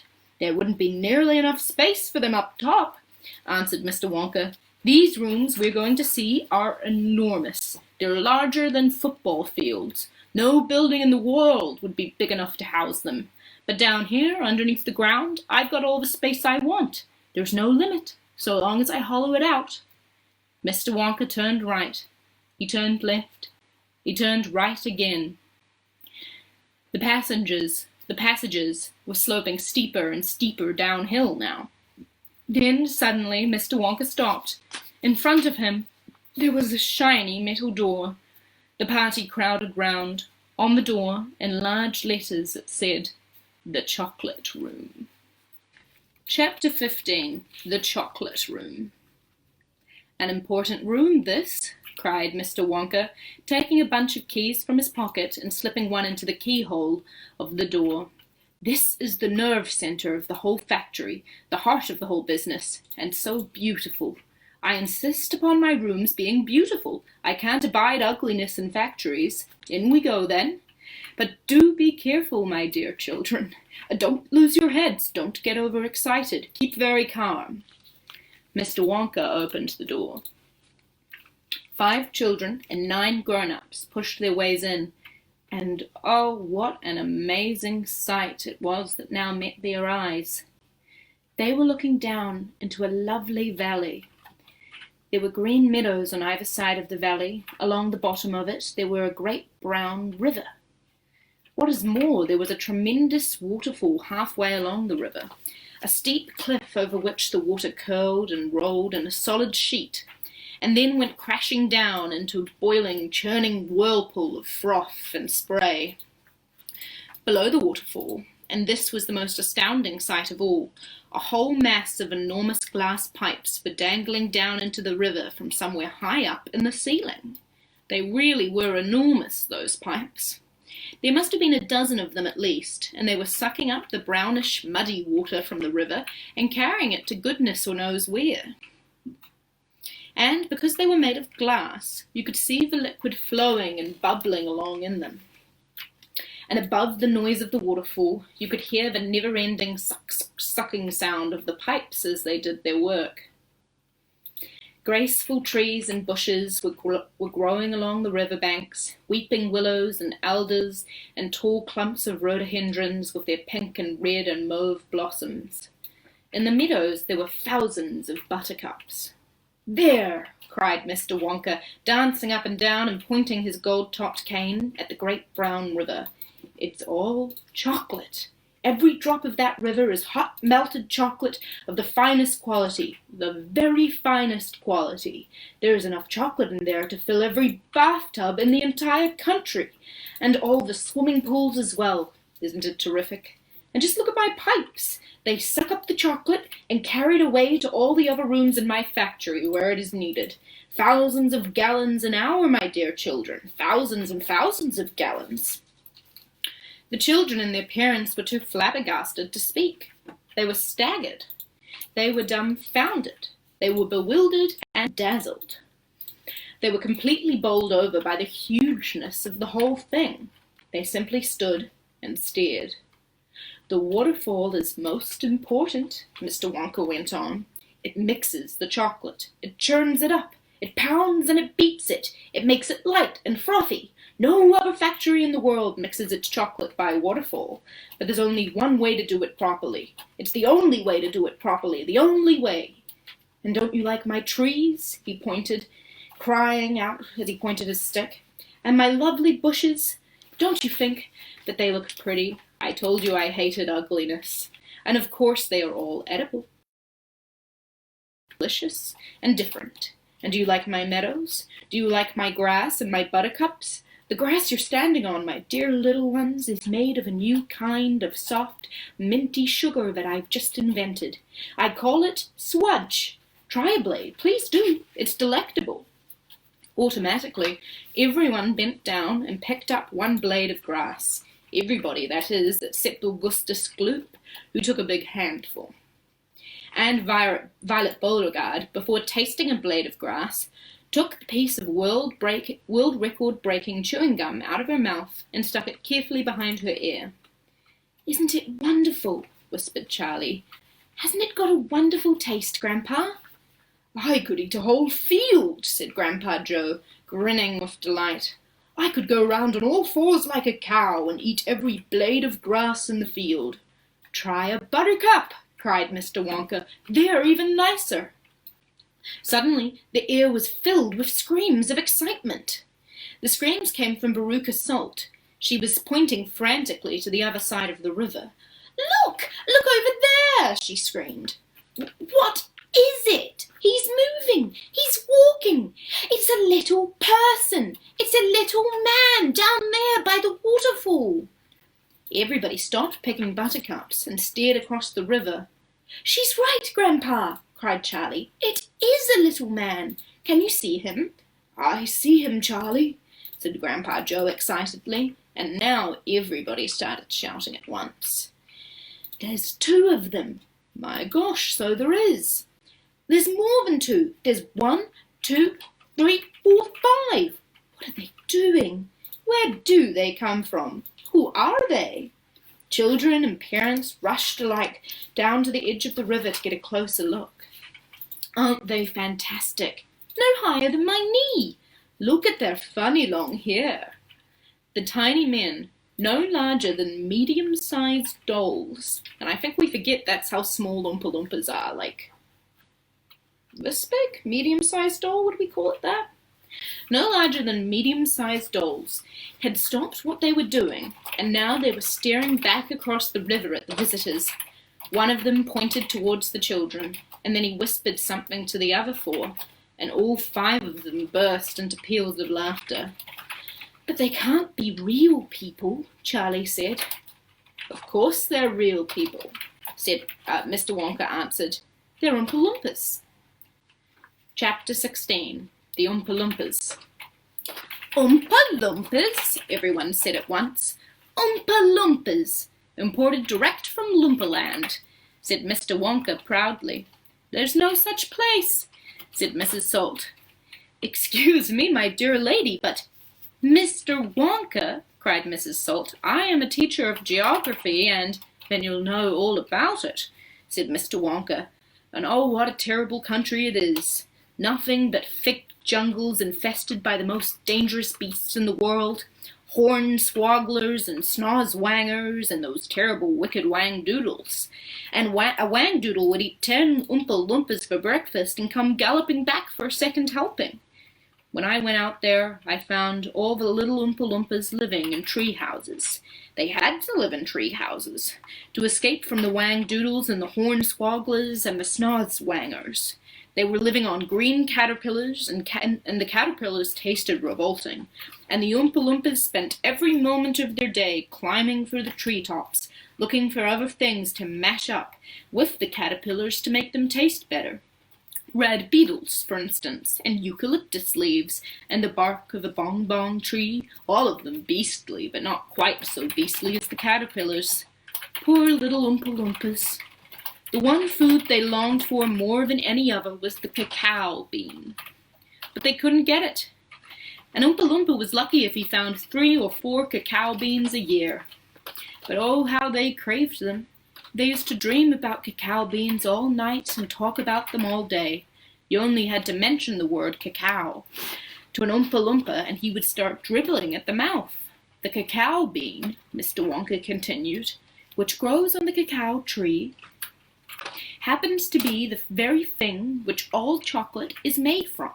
You cannot make chocolate without the cacao bean. The cacao bean is chocolate. I myself use billions of cacao beans every week in this factory. And so, my dear children, as soon as I discovered that the Oompa Loompas were crazy about this particular food, I climbed up to their treehouse village and poked my head in through the door of the treehouse belonging to the leader of the tribe. The poor little fellow, looking thin and starved, was sitting there trying to eat a bowl full of mashed up caterpillars without being sick. "Look here," I said, speaking not in English, of course, but in Oompa Loompish. "Look here, if you and all your people will come back to my country and live in my factory, you can have all the cacao beans you want. I've got mountains of them in my storehouses. You can have cacao beans for every meal. You can gorge yourself silly on them. I'll even pay your wages in cacao beans if you wish." "You really mean it?" asked the Oompa Loompa leader, leaping up from his chair. "Of course I mean it," I said. "You can have chocolate as well. Chocolate tastes even better than cacao beans because it's got milk and sugar added." The little man gave a great whoop of joy and threw his bowl of mashed caterpillars right out of the treehouse window. "It's a deal," he cried. "Come on, let's go." So I shipped them all over here, every man, woman, and child in the Oompa Loompa tribe. It was easy. I smuggled them over in large packing cases with holes in them, and Jesus, and they all got here safely. They're wonderful workers. They all speak English now. They love dancing and music. They're always making up songs. I expect you will hear a good deal of singing today from time to time, and I must warn you, though, that they are rather mischievous. They like jokes. They still wear the same kind of clothes they wore in the jungle. They insist upon that. The men, as you can see for yourselves across the river, only wear deerskins. The women wear leaves, and the children wear nothing at all. The women use the fresh leaves every day. "Daddy!" shouted Veruca Salt, the girl who got everything she wanted. "Daddy, I want an Oompa Loompa. I want you to get me an Oompa Loompa. I want an Oompa Loompa right away. I want to take it home with me. Go on, Daddy, get me an Oompa Loompa." "Now, my pet," her father said to her, "we mustn't interrupt Mr. Wonka." "But I want an Oompa Loompa," screamed Veruca. "All right, Veruca, all right, but I can't get it for you this second. Please be patient. I'll see if you can have one before the day is out." There's a lot to unpack in that chapter, for sure, that I would love to get into, maybe in a different live cast, but I can't believe that he literally illegally immigrates the Oompa Loompas and pays them in cacao beans and not money. Wonka, you dog. Chapter 17. Augustus Gloop goes up the pipe. When Mr. Wonka turned round and saw what Augustus Gloop was doing, he cried out, "Oh no, please! Please, Augustus, please! I beg you not to do that. My chocolate must be untouched by human hands." "Augustus," called out Mrs. Gloop, Didn't you hear what the man said? Come away from that river at once." "This stuff is fabulous," said Augustus, taking not the slightest notice of his mother or Mr. Wonka. "Gosh, I need a bucket to drink it properly." "Augustus," cried Mr. Wonka, hopping up and down and waggling his stick in the air, "you must come away. You're dirtying my chocolate." "Augustus," cried Mrs. Gloop. "Augustus," cried Mr. Gloop. But Augustus was deaf to everything except the call of his enormous stomach. He was now lying full length on the ground, with his head far out into the river, lapping up the chocolate like a dog. "Augustus," shouted Mrs. Gloop, you'll be giving that nasty cold of yours to about 1,000,000 people in the country." "Be careful, Augustus," shouted Mr. Gloop. "You're leaning too far out." Mr. Gloop was absolutely right, for suddenly there was a shriek, and then a splash, and into the river went Augustus Gloop, and in 1 second he had disappeared under the brown surface. "Save him!" screamed Mrs. Gloop, going white in the face and waving her umbrella about. "He'll drown! He can't swim! He can't swim a yard! Save him! Save him!" "Good heavens, woman," said Mr. Gloop. "I'm not diving in there. I have my best suit on." Augustus Gloop's face came up again to the surface, painted brown with chocolate. "Help! Help! Help!" he yelled. "Fish me out!" "Don't just stand there!" Mrs. Gloop screamed at Mr. Gloop. "Do something!" "I am doing something," said Mr. Gloop, who was now taking off his jacket and getting ready to dive into the chocolate. But while he was doing this, the wretched boy was being sucked closer and closer towards the mouth of one of the great pipes that was dangling down into the river. Then, all at once, the powerful suction took hold of him completely, and he was pulled under the surface and then into the mouth of the pipe. The crowd on the riverbank waited breathlessly to see when he would come out. "There he goes!" somebody shouted, pointing upwards. And sure enough, because the pipe was made of glass, Augustus Gloop could be clearly seen shooting up inside of it, head first, like a torpedo. "Help! Murder! Police!" screamed Mrs. Gloop. "Augustus, come back at once! Where are you going?"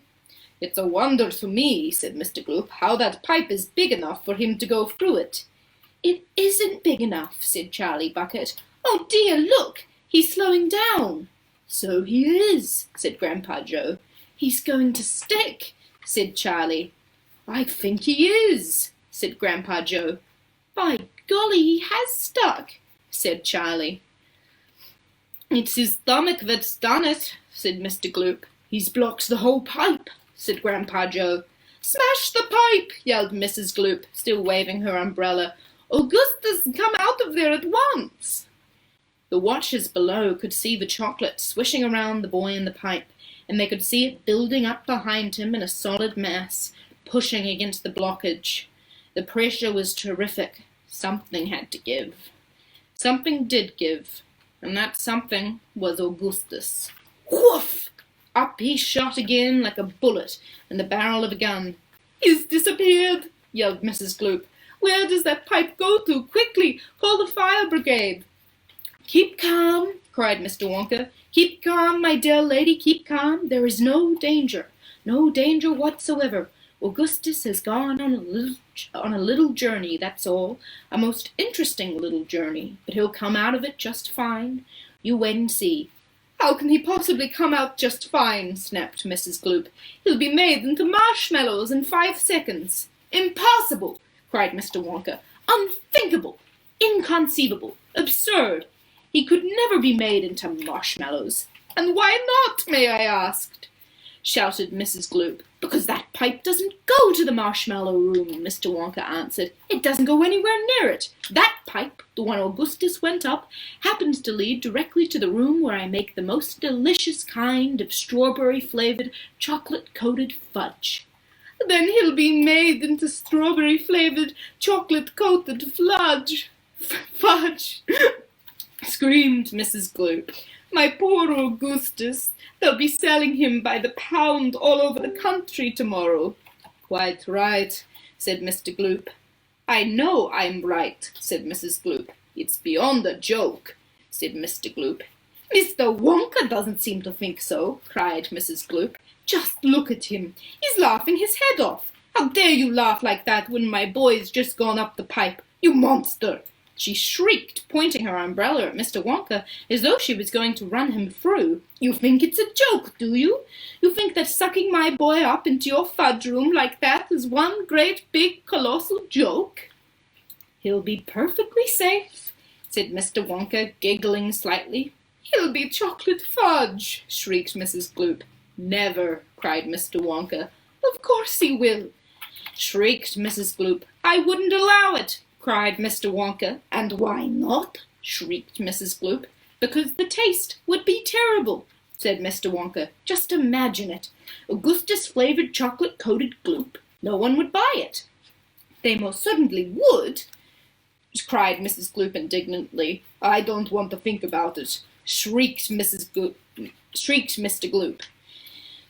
"Nor do I," said Mr. Wonka, "and I promise you, madam, that your darling boy is safe."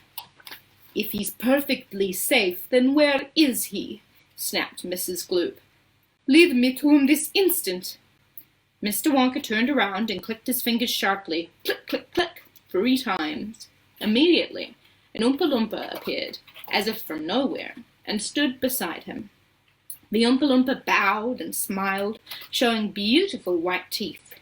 His skin was rosy white, his hair was a long golden brown, and the top of his head came just above the height of Mr. Wonka's knee. He wore the usual deerskin slung over his shoulder. "Now listen to me," said Mr. Wonka, looking down at the tiny man. "I want you to take Mr. and Mrs. Gloop up to the fudge room and help them to find their son, Augustus. He's just gone up the pipe." The Oompa Loompa took one look at Mrs. Gloop and exploded into peals of laughter. "Oh, you do be quiet," said Mr. Wonka. "Control yourself. Pull yourself together. Mrs. Gloop doesn't think it's at all funny." "Who can say that again?" said Mrs. Gloop. "Go straight to the fudge room," Mr. Wonka said to the Oompa Loompa, "and when you get there, take a long stick and start poking around inside the big chocolate mixing barrel. I'm almost certain you'll find him there. But you better look sharp. You'll have to hurry. If you leave him in the chocolate mixing barrel too long, he's liable to get poured out into the fudge boiler, and that really would be a disaster, wouldn't it? My fudge would become quite uneatable." Mrs. Gloop let out a shriek of fury. "I'm joking," said Mr. Wonka, giggling madly behind his beard. "I didn't mean it. Forgive me, I'm so sorry. Goodbye, Mrs. Gloop and Mr. Gloop. Goodbye, goodbye. I'll see you later." As Mr. and Mrs. Gloop and their tiny escort hurried away, the 5 Oompa Loompas on the far side of the river began hopping and dancing about and beating wildly upon a number of very small drums. "Augustus Gloop," they chanted. "Augustus Gloop! Augustus Gloop!" "Grandpa," cried Charlie. "Listen to them, Grandpa. What are they doing?" "Shh," whispered Grandpa Joe. "I think they're going to sing a song. And I'm not going to sing this, but I will read it as more of a poem, maybe." "Augustus Gloop," chanted the Oompa Loompas. "Augustus Gloop! Augustus Gloop! The great big greedy nincompoop! How long could we allow this beast to gorge and guzzle, feed and feast on everything he wanted to? Great Scott, it simply wouldn't do. However long this pig might live, we're positive he'd never give even the smallest bit of fun or happiness to anyone. So what we do in cases such as these, we use the gentle touch, and carefully we take the brat and turn him into something that will give us great pleasure to all, a doll, for instance, or a ball, or marbles, or a rocking horse. But this revolting boy, of course, was so unutterably vile, so greedy, foul, and infantile, he left a most disgusting taste inside our mouths, and so in haste we chose a thing that, come what may, would take that nasty taste away. "Come on," we cried, "the time is ripe to send him shooting up the pipe. He has to go, it has to be, and very soon he's going to see Inside the room to which he's gone, some funny things are going on. But don't, dear children, be alarmed. Augustus Gloop will not be harmed, although, of course, we must admit he will be altered quite a bit. He'll be quite changed from what he's been when he goes through the fudge machine.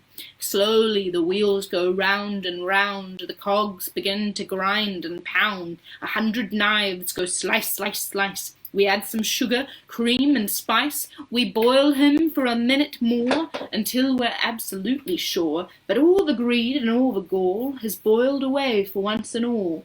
Then out he comes, and now, by grace, a miracle has taken place. This boy, who only just before was loved by men from shore to shore, this greedy brute, this louse's heir, is loved by people everywhere. And for who could hate or bear a grudge against a luscious bit of fudge? I told you they loved singing, cried Mr. Wonka. Aren't they delightful? Aren't they charming? But you mustn't believe a word they said. It's all nonsense, every bit of it. Are the Oompa Loompas really joking, Grandpa? Asked Charlie. Of course they're joking, answered Grandpa Joe. They must be joking. At least I hope they're joking. Don't you? So, I guess it's up to the reader's interpretation about whether or not the Oompa Loompas are telling the truth. Chapter 18. Down the Chocolate River. Off we go, cried Mr. Wonka. Hurry up, everybody. Follow me to the next room. And please don't worry about Augustus Gloop. He's bound to come out in the wash. They always do. We shall have to make a next part of the journey by boat. Here she comes, look. A steamy mist was rising up now from the great warm chocolate river, and out of the mist there appeared suddenly a most fantastic pink boat. It was a very large open rowboat, with a tall front and a tall back, like the Viking boat of old, and it was such a shining, sparkling, glistening pink colour that it was as if the whole thing looked as if it was made of bright pink glass. There were many oars on either side of it, and as the boat came closer, the watchers on the riverbank could see that the oars were being pulled by masses of Oompa Loompas, at least 10 of them to each oar. This is my private yacht, cried Mr. Wonka, beaming with pleasure. I made her by hollowing out an enormous boiled sweet. Isn't she beautiful? See how she comes cutting through the river. The gleaming pink boiled sweet boat glided up to the riverbank. 100 Oompa Loompas rested on their oars and stared up at the visitors. Then suddenly, for some reason best known to themselves, they all burst into shrieks of laughter. What's so funny? Asked Violet Beauregard. Oh, don't worry about them, cried Mr. Wonka. They're always laughing. They think everything's a colossal joke. Jump into the boat, all of you. Come on, hurry up. As soon as everyone was safely in, the Oompa Loompas pushed the boat away from the bank and began to row swiftly down the river. Hey there, Mike TV, shouted Mr. Wonka. Please do not lick the boat with your tongue. It'll only make it sticky. Daddy, said Veruca Salt, I want a boat like this.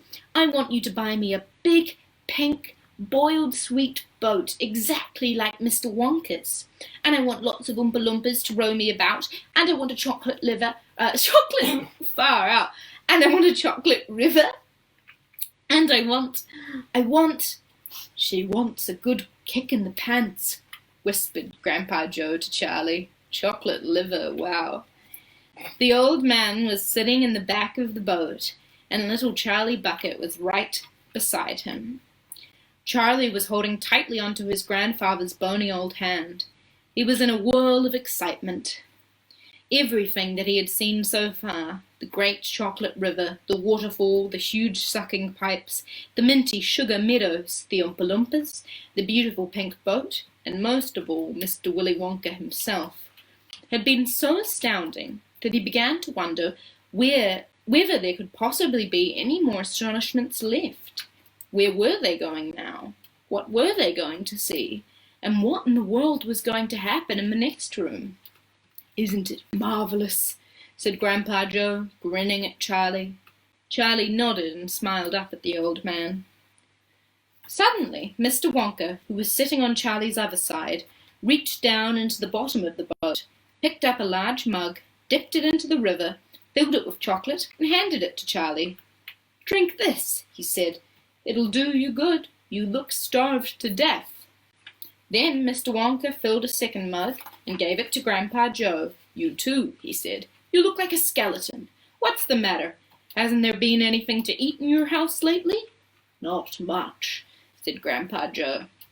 Charlie put the mug to his lips, and as the rich, warm, creamy chocolate ran down his throat into his empty tummy, his whole body from head to toe began to tingle with pleasure, and a feeling of intense happiness spread over him. "You like it?" asked Mr. Wonka. "Oh, it's wonderful," said Charlie. "The creamiest, loveliest chocolate I've ever tasted," said Grandpa Joe, smacking his lips. "That's because it's mixed by waterfall," Mr. Wonka told him. The boat sped down the river. The river was getting narrower. There was some kind of dark tunnel ahead. A great round tunnel that looked like an enormous pipe. And the river was running right into the tunnel, and so was the boat. "Row on!" shouted Mr. Wonka, jumping up and waving his stick in the air. "Full speed ahead!" And with the Oompa Loompas rowing faster than ever. The boat shot into the pitch-dark tunnel, and all the passengers screamed with excitement. "How can they see where they're going?" shrieked Violet Beauregard in the darkness. "There's no knowing where they're going," cried Mr. Wonka, hooting with laughter. "There's no earthly way of knowing which direction they are going. There's no knowing where they're rowing, or which way the river's flowing. Not a speck of light is showing, so the danger must be growing, for the rowers keep on rowing, and they're certainly not showing any signs that they are slowing." "He's gone off his rocker!" shouted one of the fathers aghast, and the other parent joined in the chorus of frightened shouting. "He's crazy!" they shouted. "He's balmy! He's nutty! He's screwy! He's batty! He's dippy! He's dotty! He's daffy! He's goofy! He's beany! He's buggy! He's wacky! He's loony!" "No, he is not," said Grandpa Joe. "Switch on the lights!" shouted Mr. Wonka. And suddenly on came the lights, and the whole tunnel was brilliantly lit up, and Charlie could see that they were indeed inside a gigantic pipe. And the great upward curving walls of the pipe were pure white and spotlessly clean. The river of chocolate was flowing very fast inside the pipe, and the Oompa Loompas were all rowing like mad, and the boat was rocketing along at a furious pace. Mr. Wonka was jumping up and down in the back of the boat and calling to the rowers to row faster and faster still. He seemed to love the sensation of whizzing through the white tunnel in a pink boat on a chocolate river, and he clapped his hands and laughed, and he kept glancing at his passengers to see if they were enjoying it as much as he. "Look, Grandpa!" cried Charlie. "There's a door in the wall." It was a green door, and it was set into the wall of the tunnel just above the level of the river. As they flashed past it, there was just enough time to read the writing on the door. "Storeroom number 54, it said. All of the creams. Dairy cream, whipped cream, violet cream, coffee cream, pineapple cream, vanilla cream, and hair cream."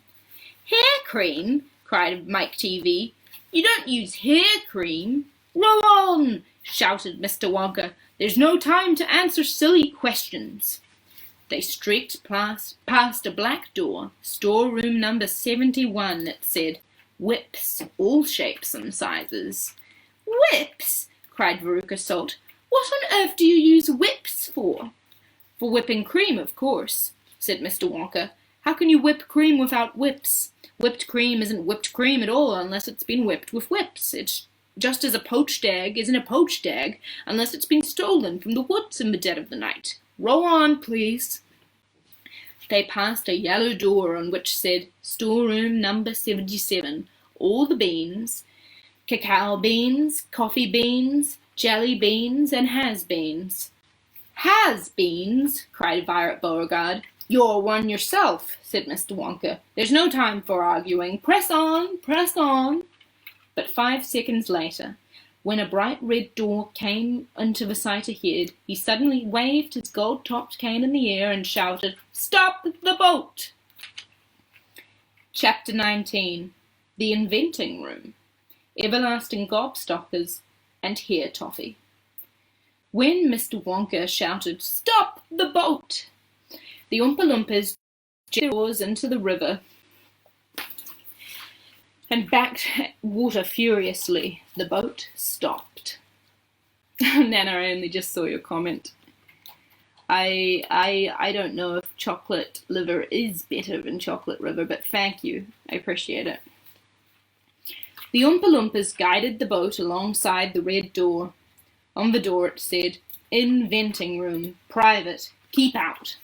Mr. Wonka took a key from his pocket, leaned over to the outside of his boat, and put the key in the keyhole. "This is the most important room in the entire factory," he said. "All my most secret new inventions are cooking and simmering in here.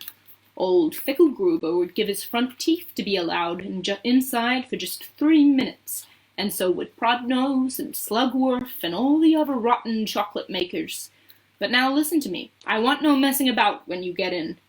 No touching, no meddling, and no tasting. Is that agreed?" "Yes, yes," the children cried. "We won't touch a thing."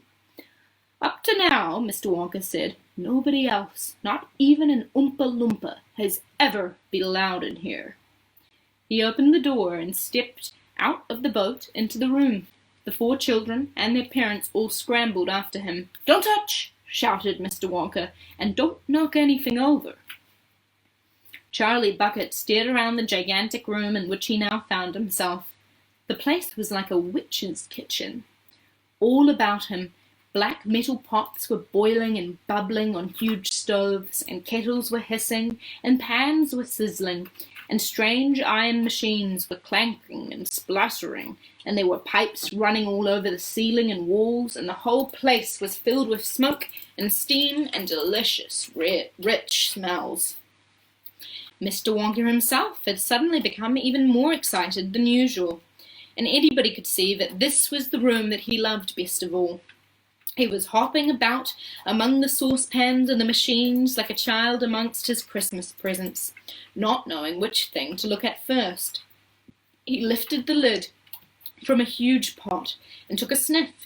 Then he rushed over and dipped a finger into a barrel of sticky yellow stuff and had a taste. Then he skipped across to one of the machines and turned half a dozen knobs this way and that. Then he peered anxiously through the glass door of a gigantic oven, rubbing his hands and cackling with delight at what he saw inside. Then he ran over to another machine, a small, shiny affair that kept going pop, pop, pop, pop, pop, pop, pop, and every time it went pop, a large green marble dropped out of it into a basket onto the floor. At least it looked like a marble. "Everlasting Gobstoppers!" cried Mr. Wonka proudly. "They're completely new. I'm inventing them for children who are given very little pocket money. You can put an everlasting gobstopper in your mouth, and you can suck it, and suck it, and suck it, and suck it, and suck it, and suck it, and it will never get any smaller." "It's like gum!" cried Violet Beauregard. "It is not like gum," Mr. Wonka said. "Gum is for chewing, and if you tried chewing one of these gobstoppers here, you'd break your teeth off. And they never get any smaller. They never disappear. Never. At least I don't think they do. There's one of them being tested this very moment in the testing room next door, and Oompa Loompa is sucking it. He's been sucking it for nearly a year now without stopping, and it's still just as good as ever. Now, over here," Mr. Wonka went on, skipping excitedly across the room to the opposite wall, "over here I am inventing a completely new line of toffees." He stopped beside a large saucepan. The saucepan was full of a thick, gooey, purplish trickle, boiling and bubbling. standing on his toes, but little Charlie could see just inside of it. "That's hair toffee," cried Mr. Wonka. "You eat just one tiny bit of that, and in exactly half an hour a brand new, luscious, thick, silky, beautiful crop of hair will start growing all out of the top of your head, and a mustache, and a beard." "A beard?" cried Veruca Salt. "Who wants a beard, for heaven's sake?" "It would suit you very well," said Mr. Wonka, "but unfortunately the mixture is not quite right yet. I've got it too strong. It works too well. I tried it on an Oompa Loompa yesterday in the testing room, and immediately a huge black beard started shooting out of his chin, and the beard grew so fast that soon it was trailing all over the floor in a thick, hairy carpet. It was growing faster than we could cut it. In the end, we had to use a lawnmower to keep it in check. But I'll get the mixture right soon. And then when I do, there'll be no excuse any more for little girls and little boys going around with bald heads." "But Mr. Wonka," said Mike TV, "little boys and little girls never do go about with—" "Don't argue, my dear child, please don't argue," cried Mr. Wonka. "It's such a waste of precious time. Now, over here, if you'll all step this way, I will show you something that I am terrifically proud of. Oh, do be careful. Don't knock anything over. Stand back."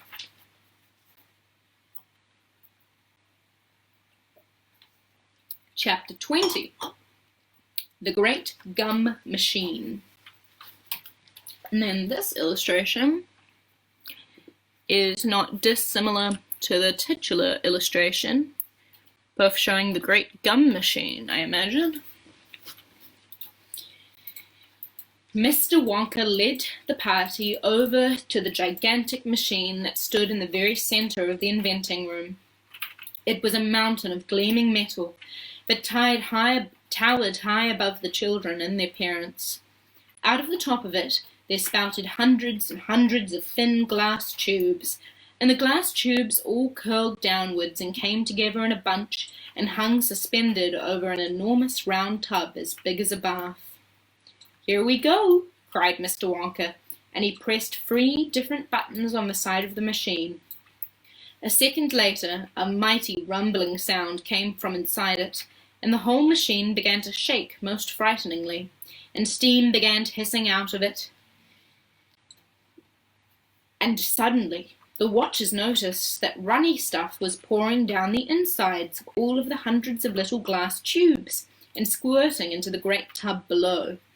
And in every single tube the runny stuff was of a different colour, so that all the colours of the rainbow, and many others as well, came sloshing and splashing into the tub. It was a lovely sight. And when the tub was nearly full, Mr. Wonka pressed another button, and immediately the runny stuff disappeared, and a whizzing, whirring noise took its place. And then a giant whizzer started whizzing round inside the enormous tub, mixing up all the different coloured liquids like an ice cream soda. Gradually, the mixture began to froth. It became frothier and frothier, and then it turned from blue to white to green to brown to yellow, then back to blue again. "Watch," said Mr. Wonka. Click went the machine, and the whizzer stopped whizzing. Now there came a sort of sucking noise, and very quickly all the blue, frothy mixture in the huge basin was sucked back into the stomach of the machine. There was a moment of silence. Then a few queer rumblings were heard. Then silence again. Then suddenly the machine let out a monstrous, mighty groan, and at the same moment a tiny drawer, no bigger than the drawer in a slot machine, popped out of the side of the machine, and in the drawer there lay something so small and thin and grey that everybody thought it must be a mistake. The thing looked like a little strip of grey cardboard. The children and their parents stared at the little grey strip lying in the drawer. "You mean that's all?" said Mike TV, disgusted. "That's all," answered Mr. Wonka, gazing proudly at the result. "Don't you know what it is?" There was a pause. Then suddenly, Violet Beauregard, the silly gum-chewing girl, let out a yell of excitement.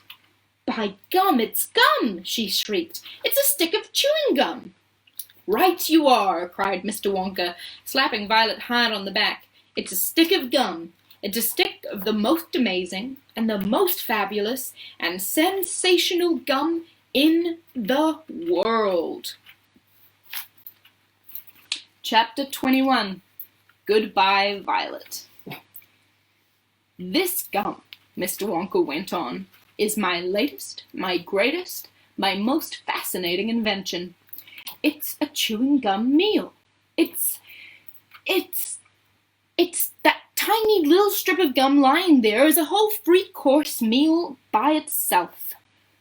"What sort of nonsense is this?" said one of the fathers. "My dear sir," cried Mr. Wonka, "when I start selling this gum in the shops, it will change everything. It will be the end of all kitchens and all cooking. There will be no more shopping to do, no more buying of meat and groceries. There'll be no knives and forks at meal times, no plates, no washing up, no rubbish, no mess, just a little strip of Wonka's magic chewing gum. And that's all you ever need, at breakfast, lunch, and supper. This piece of gum I've just made happens to be tomato soup, roast beef, and blueberry pie.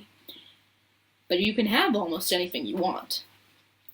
"What do you mean it's tomato soup, roast beef, and blueberry pie?" said Violet Beauregard. "If you were to start chewing it," said Mr. Wonka, "then that is exactly what you would get on the menu.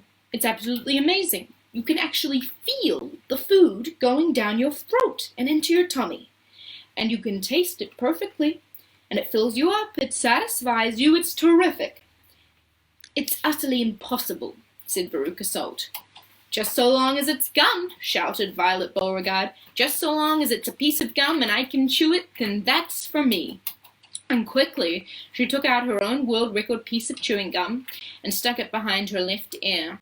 "Come on, Mr. Wonka," she said. "Hand over this magic gum of yours and we'll see if the thing works." "Now, Violet," said Mrs. Beauregard, her mother, "let's not do anything silly, Violet." "I want the gum," Violet said obstinately. "What's so silly?" "I would rather you didn't take it," Mr. Wonka told her gently. "You see, I haven't got it quite right yet. There are still one or two things—" "Oh, to blazes with that," said Violet. Then suddenly, before Mr. Wonka could stop her, she shot out a fat hand and grabbed the stick of gum out of the little drawer and popped it into her mouth. At once, her huge, well-trained jaws started chewing away at it like a pair of tongs. "Don't," said Mr. Wonka. "Fabulous!" shouted Violet. "It's tomato soup. It's hot and creamy and delicious. I can feel it running down my throat." "Stop," said Mr. Wonka. "The gum isn't ready yet. It's not right." "Of course it's right," said Violet. "It's working beautifully. Oh my, what a lovely soup this is." "Spit it out," said Mr. Wonka. "It's changing," shouted Violet, chewing and grinning both at the same time. "The second course is coming up. It's roast beef. It's tender and juicy. Oh boy, what a flavor! The baked potato is marvelous too. It's got crispy skin and it's filled with butter inside." "But how interesting, Violet," said Miss Beauregard. "You are a clever girl." "Keep chewing, baby," said Mr. Beauregard. "You keep right on chewing. It's a great day for the Beauregards. Our little girl is the first person in the world to have a chewing gum meal." Everybody was watching Violet Beauregard as she stood there chewing this extraordinary gum. Little Charlie Bucket was staring at her absolutely spellbound, watching her huge rubbery lips as they pressed and unpressed with the chewing, and Grandpa Joe stood beside him, gaping at the girl. Mr. Wonka was wringing his hands and saying, "No, no, no, no, no, no, it isn't ready for eating. It isn't right. You mustn't do it." "Blueberry pie and cream," shouted Violet. "Here it comes. Oh my, it's perfect. It's beautiful. It's exactly as though I'm swallowing it. It's as though I'm chewing and swallowing great big spoonfuls of the most marvelous blueberry pie in the world." Good heavens, girl! Shrieked Mrs. Beauregard suddenly, staring at Violet. What's happening to your nose? Oh, be quiet, mother, and let me finish, said Violet. You're turning blue, screamed Mrs. Beauregard. Your nose is turning blue as a blueberry. Your mother is right, shouted Mr. Beauregard. Your whole nose has gone purple. What do you mean? Said Violet, still chewing away. Your cheeks, screamed Mrs. Beauregard. They're turning blue as well. So is your chin. Your whole face is turning blue. Spit that gum out at once, ordered Mr. Beauregard. Mercy, save us, yelled Mrs. Beauregard. The girl's going blue and purple all over. Even her hair is changing color. Violet, you're turning violet, Violet. What's happening to you? I told you I hadn't quite got it right, sighed Mr. Wonka, shaking his head sadly. I'll say you haven't, cried Mrs. Beauregard. Just look at the girl now. Everybody was staring at Violet, and what a peculiar, terrible sight she was.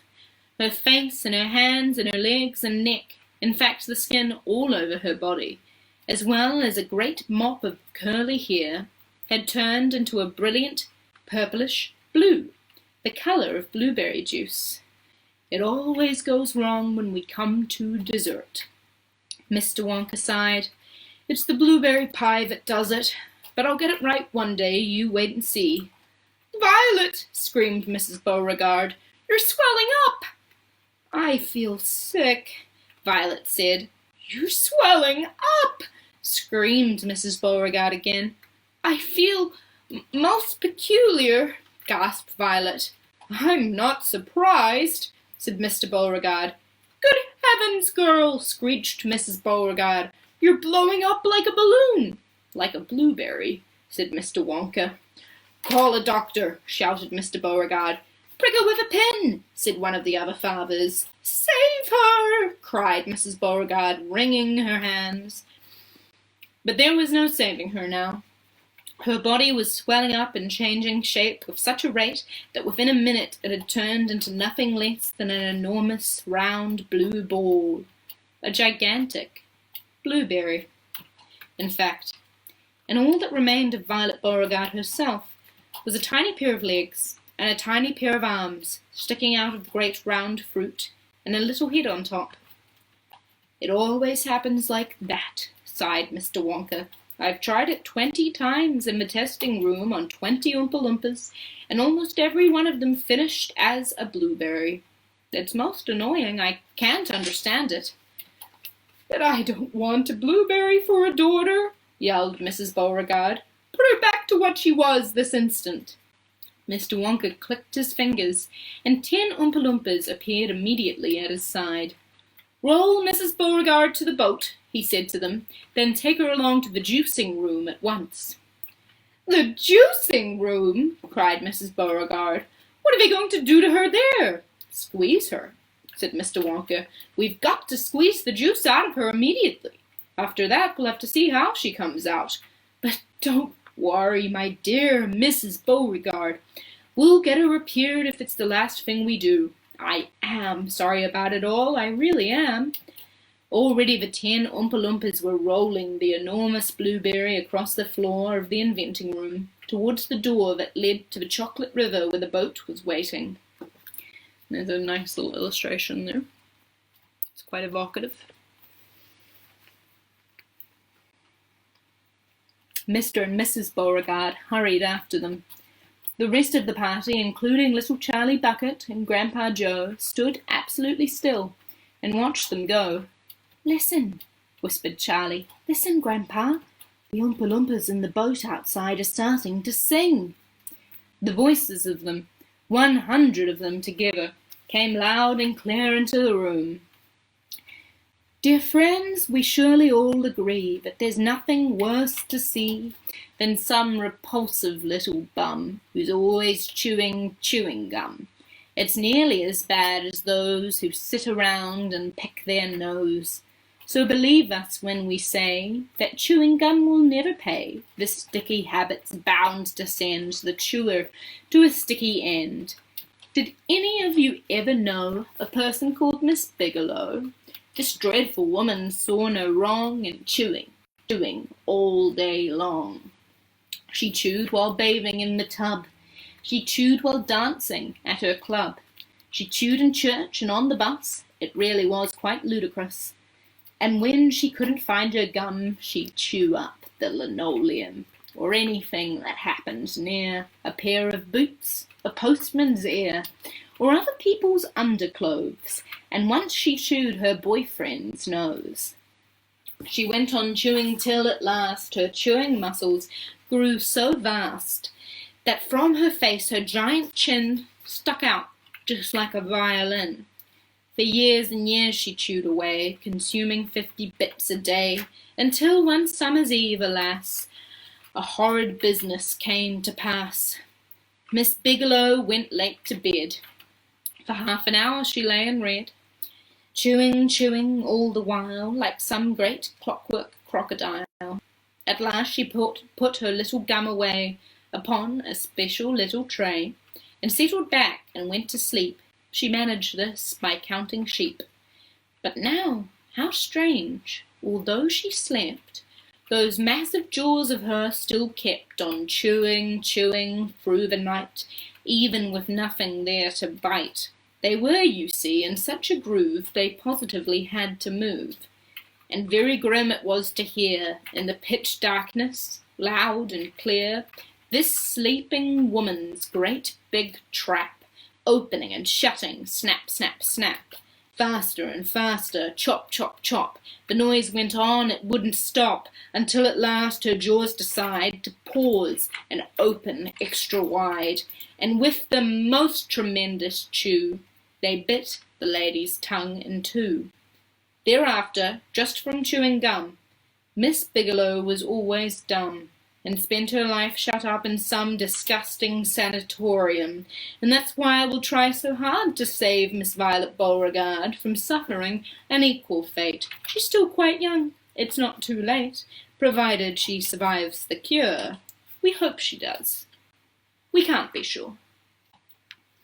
Chapter 22, entitled Along the Corridor. Well, sighed Mr. Willy Wonka. 2 naughty little children gone. 3 good little children left. I think we'd better get out of this room quickly before we lose anyone else. But Mr. Wonka, said Charlie Bucket anxiously, will Violet Beauregard ever be all right again, or will she always be a blueberry?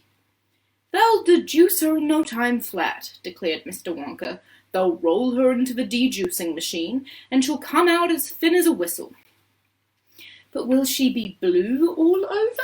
Asked Charlie. She'll be purple, cried Mr. Wonka. A fine rich purple from head to toe. But there you are. That's what comes from chewing disgusting gum all day long. If you think gum is so disgusting, said Mike TV, then why do you make it in your factory? I do wish you wouldn't mumble, said Mr. Wonka. I can't hear a word you're saying.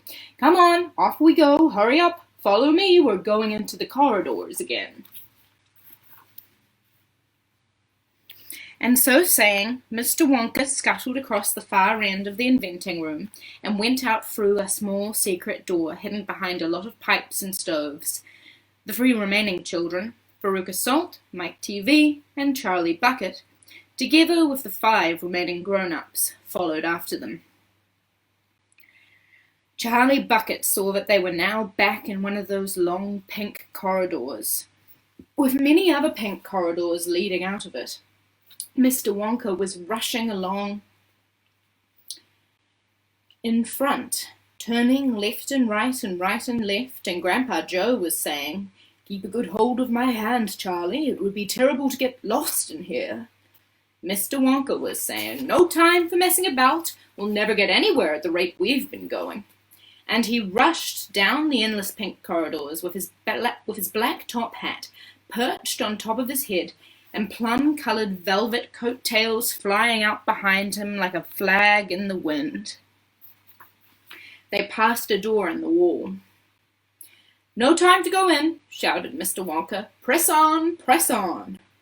They passed another door, then another and another. There were doors every 20 paces or so along the corridor now, and they all had something written on them, and the strange clanking noises were coming from behind several of them, and delicious smells came wafting through the keyholes. And sometimes little jets of coloured steam shot out from the cracks underneath. Grandpa Joe and Charlie were half running and half walking to keep up with Mr. Wonka, but they were able to read what it said on quite a few of the doors as they hurried by. Edible marshmallow pillows, it said on one. Marshmallow pillows are terrific, shouted Mr. Wonka as he dashed by. They'll be all the rage when I get them into shops. No time to go in, though. No time to go in. Lickable wallpaper for nurseries, it said on the next door.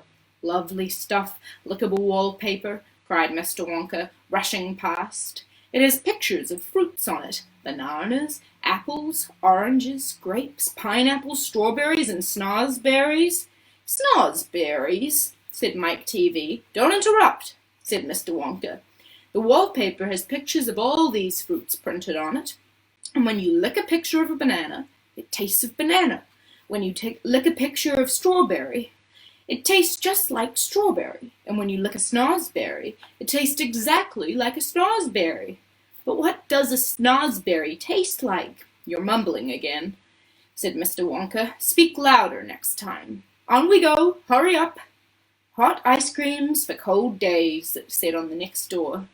Extremely useful in winter, said Mr. Wonka, rushing on. Hot ice cream warms you up no end in the freezing weather. I also make hot ice cubes for putting in hot drinks. Hot ice cubes make hot drinks better. Cows that give chocolate milk, it said on the next door. Ah, my pretty little cows, cried Mr. Wonka. How I love those cows. But why can't we see them? Asked Veruca Salt. Why do we have to go rushing on past all these lovely rooms? We shall stop in time, called out Mr. Wonka. Don't be so madly impatient. Fizzy lifting drinks, it said on the next door. Oh, those are fabulous, cried Mr. Wonka. They fill you with bubbles, and the bubbles are full of a special kind of gas, and this gas is so terrifically lifting that it lifts you right off the ground, just like a balloon, and you go until your head hits the ceiling, and there you stay. But how do you come down again? Asked little Charlie. Of course, said Wonka.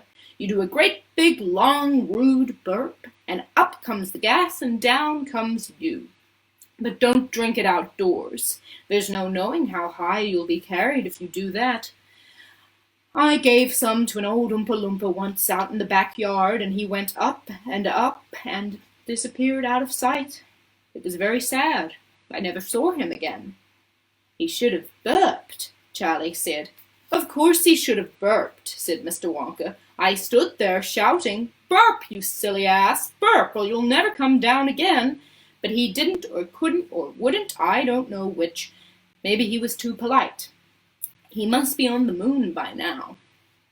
On the next door it said square sweets that look round. Wait, cried Mr. Wonka, skidding suddenly to a halt.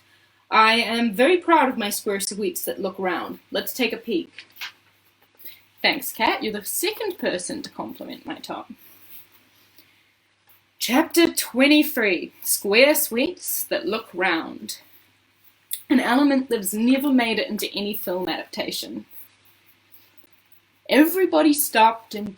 Why did I do the Wonka voice for that? Everybody stopped and crowded to the door. The top half of the door was made of glass. Grandpa Joe lifted Charlie up so that he could get a better view. Then looking in, Charlie saw a long table, and on the table there were rows and rows of small white square-shaped sweets. The sweets looked very much like square sugar lumps, except each of them had a funny little pink face painted on one side. At the end of the table, a number of Oompa Loompas with more sweets. Hey, Tiggy. There you are, cried Mr. Wonka, square sweets that look round. They don't look round to me, said Mike TV. They look square, said Veruca Salt. They look completely square." "But they are square," said Mr. Wonka. "I never said they weren't." "You said they were round," said Veruca Salt. "I never said anything of the sort," said Mr. Wonka. "I said they looked round." "But they don't look round," said Veruca Salt. "They look square." "They look round," insisted Mr. Wonka. "They most certainly do not look round," cried Veruca Salt. "Veruca, darling," said Mrs. Salt, "pay no attention to Mr. Wonka. He's just lying to you." "My dear old fish," said Mr. Wonka, "go and boil your head." "How dare you speak to me like that?" shouted Mrs. Salt. "Oh, do shut up," said Mr. Wonka. "Now watch this." He took a key from his pocket and unlocked the door and flung it open, and suddenly, at the sound of the door opening, all the rows and rows of little square sweets looked quickly around to see who was coming in. The tiny faces actually turned towards the door and stared at Wonka. "There you are," he cried triumphantly. "They're looking round. There's no argument about it. They are square sweets that look round." "By golly, he's right," said Grandpa Joe. "Come on," said Mr. Wonka, starting off down the corridor again. "On we go, we mustn't dawdle." "Butterscotch and butter gin," it said on the next door that they passed. "Now that sounds a bit more interesting," said Mr. Salt, Veruca's father. "Glorious stuff," said Mr. Wonka. "The Oompa Loompas all adore it. It makes them tiddly. Listen, you can hear them in now, whooping it up." Shrieks of laughter and snatches of singing could be heard coming through the closed door. "They're as drunk as lords," said Mr. Wonka. "They're drinking butterscotch and soda. They like that best of all. Butter gin and tonic is also very popular. Follow me, please. We really mustn't keep stopping like this." He turned left. He turned right. They came to a long flight of stairs. Mr. Wonka slid down the banisters. The three children did the same. Mrs. Salt and Mrs. TV, the only woman now left in the party, were getting very out of breath. Mrs. Salt was a great fat creature with short legs, and she was blowing like a rhinoceros. "This way," cried Mr. Wonka. Sorry, I'm just trying to fix this camera angle. Yeah. "This way," cried Mr. Wonka, turning left at the bottom of the stairs. "Go slower," panted Mrs. Salt. "Impossible," said Mr. Wonka. "We should never get there in time if I did." "Get where?" asked Veruca Salt. "Never you mind," said Mr. Wonka. "You just wait and see." Chapter 24. Veruca in the Nut Room. Mr. Wonka rushed on down the corridor. "The Nut Room," it said on the next door they came to. "All right," said Mr. Wonka. "Stop here for a moment and catch your breath and take a peek through the glass panel of this door. But don't go in. Whatever you do, don't go into the nut room. If you go in, you'll disturb the squirrels." Everyone crowded around the door. "Oh, look, Grandpa, look!" cried Charlie. "Squirrels!" shouted Veruca Salt. "Crikey!" said Mike TV. It was an amazing sight. 100 squirrels were seated upon high stools around a large table.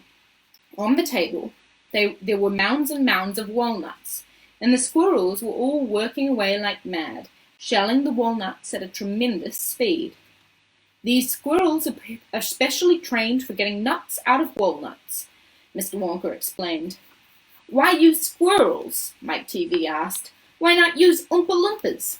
"Because," said Mr. Wonka, "Oompa Loompas can't get walnuts out of walnut shells in one piece. They always break them in two. Nobody, except squirrels, can get walnuts whole out of walnut shells every time. It is extremely difficult. But in my factory I insist upon only using whole walnuts. Therefore I have to have squirrels to do the job. Aren't they wonderful, the way they get those nuts out, and see how they first tap each walnut with their knuckles to make sure it's not a bad one. If it's bad, it makes a hollow sound, and they don't bother to open it. They just throw it down the rubbish chute. There, look, watch that squirrel nearest to us. I think he's got a bad one now." They watched the little squirrel as he tapped the walnut shell with his knuckles. He cocked his head to one side, listening intently, and suddenly he threw the nut over his shoulder into the large hole in the floor. "Hey, Mummy!" shouted Veruca Salt suddenly. "I've decided I want a squirrel. Get me one of those squirrels." Don't be silly, sweetheart," said Mrs. Salt. "These all belong to Mr. Wonka." "I don't care about that," shouted Veruca. "I want one. All I've got at home is 2 dogs and 4 cats and 6 bunny rabbits and 2 parakeets and 3 canaries and a green parrot and a turtle and a bowl of goldfish and a cage of white mice and a silly old hamster. I want a squirrel." "All right, my pet," said Mrs. Salt soothingly. "Mummy will get you a squirrel just as soon as she possibly can." "But I don't want any old squirrel," Veruca shouted. "I want a trained squirrel." At this point, Mr. Salt, Veruca's father, stepped forward. "Very well, Wonka," he said importantly, taking out a wallet full of money. "How much do you want for one of these squirrels? Name your price." "They're not for sale," Mr. Wonka answered. "She can't have one." "Who says I can't?" shouted Veruca. "I'm going in to get one this very minute." "Don't," said Mr. Wonka quickly, but he was too late. The girl had already thrown open the door and rushed in. The moment she entered the room, 100 squirrels stopped what they were doing and turned their heads and stared at her with small, black, beady eyes. Veruca Salt stopped also and stared back at them. Then her gaze fell upon a pretty little squirrel sitting nearest to her at the end of the table. The squirrel was holding a walnut in its paws. "All right," Veruca said. "I'll have you." She reached out her hands to grab the squirrel, but as she did so, in that first split second when her hand started to go forward, there was a sudden flash of movement in the room, like a flash of brown lightning, and every single squirrel around the table took a flying leap towards her and landed on her body. 25 of them caught hold of her right arm and pinned it down. 25 more caught hold of her left arm and pinned that down. 25 caught hold of her right leg and anchored it to the ground. 24 caught hold of her left leg. And then the one remaining squirrel, obviously the leader of them all, climbed up to her shoulder and started tap-tap-tapping on the wretched girl's head with its knuckles. "Save her!" screamed Mrs. Salt. "Veruca, come back! What are they doing to her?" "They're testing her to see if she's a bad nut," said Mr. Wonka. "You watch." Veruca struggled furiously, but the squirrels held her tight and she couldn't move. The squirrel on her shoulder went tap-tap-tapping the side of her head with his knuckles. Then, all at once, the squirrels pulled Veruca to the ground and started carrying her across the floor. "My goodness, she is a bad nut after all," said Mr. Wonka. "Her head must have sounded quite hollow." Veruca kicked and screamed, but it was no use. The tiny, strong paws held her tightly and she couldn't escape. "Where are they taking her?" shrieked Mrs. Salt. "She's going where all the bad nuts go," said Mr. Willy Wonka. "Down the rubbish chute." By golly, she is going down the chute," said Mr. Salt, staring through the glass door at his daughter. "Then save her!" cried Mrs. Salt. "Too late," said Mr. Wonka. "She's gone." And indeed she had. "But where?" shrieked Mrs. Salt, flapping her arms. "What happens to bad nuts? Where does that chute go to?" "That particular chute," Mr. Wonka told her, "runs directly to the great big main rubbish pipe which carries away all the other rubbish from every part of the factory. All the floor sweepings and potato peelings and rotten cabbages and fish head and stuff like that." "Who eats fish heads and cabbage and potatoes in this factory, I'd like to know," said Mike TV. "I do, of course," answered Mr. Wonka. "You don't think I live on cacao beans, do you?" But, shrieked Mrs. Salt. Where does the great big pipe go to in the end? Why, to the furnace, of course, said Mr. Wonka quite calmly. To the incinerator. Mrs. Salt opened her huge red mouth and started to scream. Don't worry, said Mr. Wonka. There's always a chance that they've decided not to light it today. A chance, yelled Mrs. Salt. My darling Veruca, she'll be sizzled like a sausage. Quite right, my dear, said Mr. Salt. Now see here, Wonka, he added. I think you've gone just a shade too far this time, I do indeed.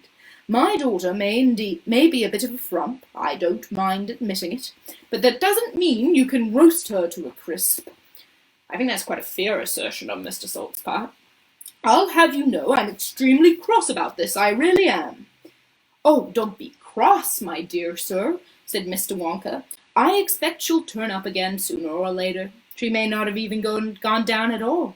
She may be stuck in the chute just below the entrance hole, and if that's the case, all you'll have to do is go in and pull her up again.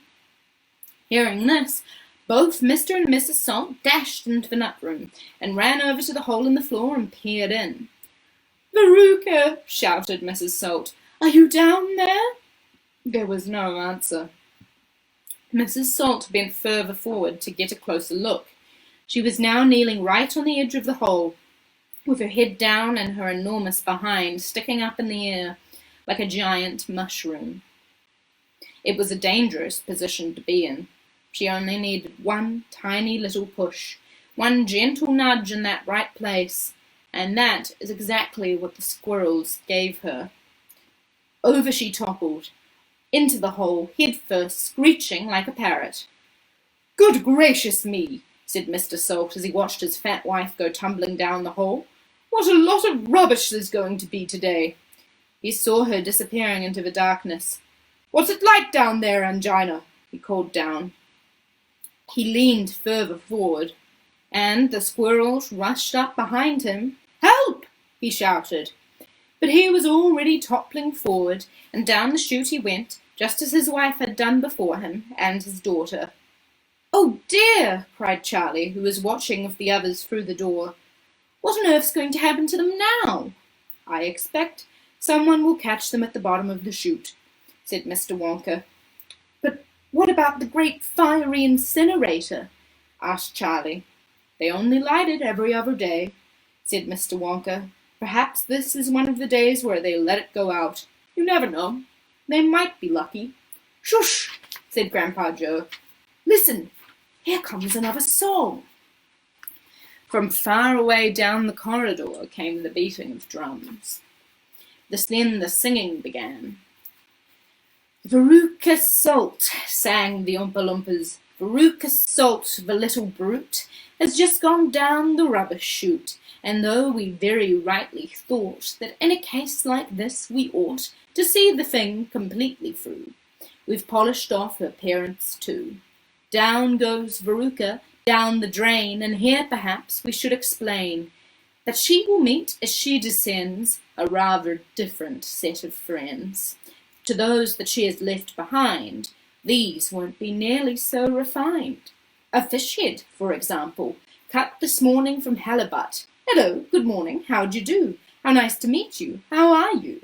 Then a little further down, a mass of others gather round, a bacon rind, some rancid lard, a loaf of bread gone stale and hard, a steak that nobody could chew, an oyster from an oyster stew, some liverwurst so old and grey, one smelled it from a mile away, a rotten nut, a reeky pear, the thing the cat left on the stair, and lots of other things as well, each with a rather horrid smell. These are Veruca's new-found friends, that she will meet as she descends, and this is the price she has to pay for going so very far astray. But now, my dears, you might be wondering, is it really right that every single bit of blame, and all the scolding and the shame, should fall upon Veruca Salt? Is she the only one at fault? For though she's spoiled, and dreadfully so, a girl can't spoil herself, you know. Who spoiled her then? Ah, who indeed? Who pandered to her every need? Who turned her into such a brat? Who are the culprits? Who did that? Alas, you needn't look so far to find out who these sinners are. They are, and this is very sad, her loving parents, Mum and Dad. And that is why we're glad they fell into the rubbish chute as well. Chapter 25. The Great Glass Lift. I've never seen anything like it, cried Mr. Wonka. The children are disappearing like rabbits. But you mustn't worry about it. They'll all come out in the wash. Mr. Wonka looked at the little group that stood beside him in the corridor. There were now only 2 children left. Mike TV and Charlie Bucket. And there were 3 grown-ups, Mr. and Mrs. TV, and Grandpa Joe. Shall we move on? Mr. Wonka asked. Oh, yes, cried Charlie and Grandpa Joe both together. My feet are getting tired, said Mike TV. I want to watch television. If you're tired, then we'd better go take the lift, said Mr. Wonka. It's over here. Come on, in we go. He skipped across the passage into a pair of double doors. The door slid open. The 2 children and the grown-ups went in. Now then, cried Mr. Wonka, which button shall we press first? Take your pick. Charlie Bucket stared around him in astonishment. This was the craziest lift he had ever been in. There were buttons everywhere. The walls, even the ceiling, were covered all over with rows and rows and rows of small black push buttons. There must have been 1,000 of them on each wall, and another 1,000 in the ceiling. And now Charlie noticed that every single button had a tiny printed label beside it, telling you which room you would be taken to if you pressed it. This isn't just an ordinary up-and-down lift, announced Mr. Wonka proudly. This lift can go sideways and long ways and slant ways and any other way you can think of. It can visit any single room in the whole factory, no matter where it is. You simply press the button and zing, you're off. Fantastic, murmured Grandpa Joe.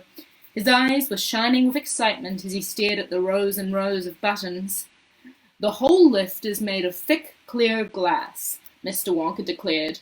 Walls, doors, ceiling, floor, everything is made of glass so that you can see out. But there's nothing to see, said Mike TV. Choose a button, said Mr. Wonka. The 2 children may press 1 button each, so take your pick. Hurry up. In every room, something delicious and wonderful is being made. Quickly, Charlie started reading some of the labels alongside the buttons. The Rock Candy Mine, 10,000 feet deep, it said on one. The Coconut Ice Skating Rinks, it said on another. Then, Strawberry Juice Water Pistols, Toffee Apple Trees for planting out in your garden, all sizes, Exploding Sweets for your enemies, Luminous Lollies for eating in bed at night, Mint Jujubes for the boy next door, they'll give him green teeth for a month, Cavity-filling caramels, no more dentists, Stickjaw for talkative parents, Wriggle Sweets that wriggle delightfully in your tummy after swallowing, Invisible chocolate bars for eating in class, Sugar-coated pencils for sucking, Fizzy lemonade swimming pools, Magic hand fudge. When you hold it in your hand, you taste it in your mouth. Rainbow drops. Suck 'em and you can spit in 6 different colors. Come on, cried Mr. Wonka. We can't wait all day. Isn't there a television room in all this lot? Said Mike TV. Certainly there's a television room, Mr. Wonka said. That button is over there. He pointed with his finger. Everybody looked. Television chocolate, it said on the tiny label beside the button. Whoopee! Shouted Mike TV. That's for me. He stuck out his thumb and pressed the button. Instantly, there was a tremendous whizzing noise. The doors clanged shut and the lift leapt away as though it had been stung by a wasp, but it leapt sideways, and all of the passengers, except Mr. Wonka, who was holding on to a strap from the ceiling, were flung off of their feet and onto the floor. Get up, cried Mr. Wonka, roaring with laughter. But just as they were staggering to their feet, the lift changed direction and swerved violently around a corner, and over they went once more. Help! Shouted Mrs. TV. Take my hand, madam, said Mr. Wonka gallantly. There you are. Now get this strap. Everybody grab a strap. The journey's not over yet. Old Grandpa Joe staggered to his feet and caught hold of a strap. Little Charlie, who couldn't possibly reach as high as that, put his arms around Grandpa Joe's legs and hung on tight. The lift rushed on at the speed of a rocket. It was now beginning to climb. It was shooting up and up on the steep, slanty course as if it were climbing a very steep hill. Then, suddenly, as though it had come to the top of the hill and gone over a precipice, it dropped like a stone, and Charlie felt his tummy coming right up into his throat, and Grandpa Joe shouted, Yippee! Here we go! And Mrs. TV cried out, The rope has broken! We're going to crash! And Mr. Wonka said, Calm yourself, my dear lady, and patted her comfortingly on the arm. And then Grandpa Joe looked down at Charlie, who was clinging to his legs, and he said, Are you all right, Charlie? Charlie shouted, I love it! It's like being on a roller coaster. And through the glass walls of the lift, as it rushed along, they caught sudden glimpses of strange and wonderful things going on in some of the other rooms. An enormous spout with sticky brown stuff oozing out of it onto the floor, a great craggy mountain made entirely of fudge, with Oompa Loompas, all roped together for safety, hacking huge hunks of fudge out of its sides. A machine with white powder spraying out of it, like a snowstorm. A lake of hot caramel with steam coming off of it. A village of Oompa Loompas, with tiny houses and streets and hundreds of Oompa Loompa children, no more than 4 inches high, playing in the streets. And now the lift began to flatten out again, but it seemed to be going faster than ever, and Charlie could hear the scream of the wind outside as it hurtled forward, and it twisted, and it turned, and it went up, and it went down, and I'm going to be sick, yelled Mrs. TV, turning green in the face. Please don't be sick, said Mr. Wonka. Try and stop me, said Mrs. TV. Then you better take this, said Mr. Wonka, and he swept his magnificent black top hat off his head, held it out, upside down, in front of Mrs. TV's mouth. Make this awful thing stop! Can't do that, said Mr. Wonka. It won't stop till we get there. I only hope that no one's using the other lift at this moment. The other lift! Screamed Mrs. TV. The one that goes opposite way on the same track as this one, said Mr. Wonka. Holy mackerel, cried Mr. TV. You mean we might have a collision? I've always been lucky so far, said Mr. Wonka. Now I am going to be sick, yelled Mrs. TV. No, said Mr. Wonka. Not now. We're nearly there. Don't spoil my hat. The next moment there was a screaming of brakes and the lift began to slow down. Then it stopped altogether. Some ride, said Mr. TV, wiping his great sweaty face with a handkerchief. Never again, gasped Mrs. TV. Then the doors of the lift slid open and Mr. Wonka said, Just a minute now. Listen to me. I want everyone to be very careful in this room. There is dangerous stuff around in here, and you must not tamper with it. Chapter 26. The Television Chocolate Room. The TV family, together with Charlie and Grandpa Joe, stepped out of the lift into a room so dazzlingly bright and dazzlingly white that they screwed up their eyes in pain and stopped walking.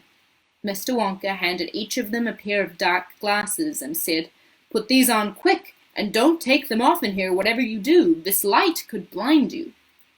As soon as Charlie had his dark glasses on, he was able to look around in comfort.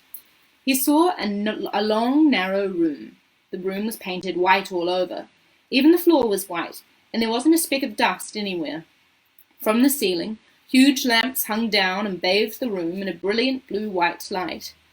The room was completely bare except for the far ends. At one of these ends there was an enormous camera on wheels, and a whole army of Oompa Loompas were clustering around it, oiling its joints and adjusting its knobs and polishing its great glass lenses.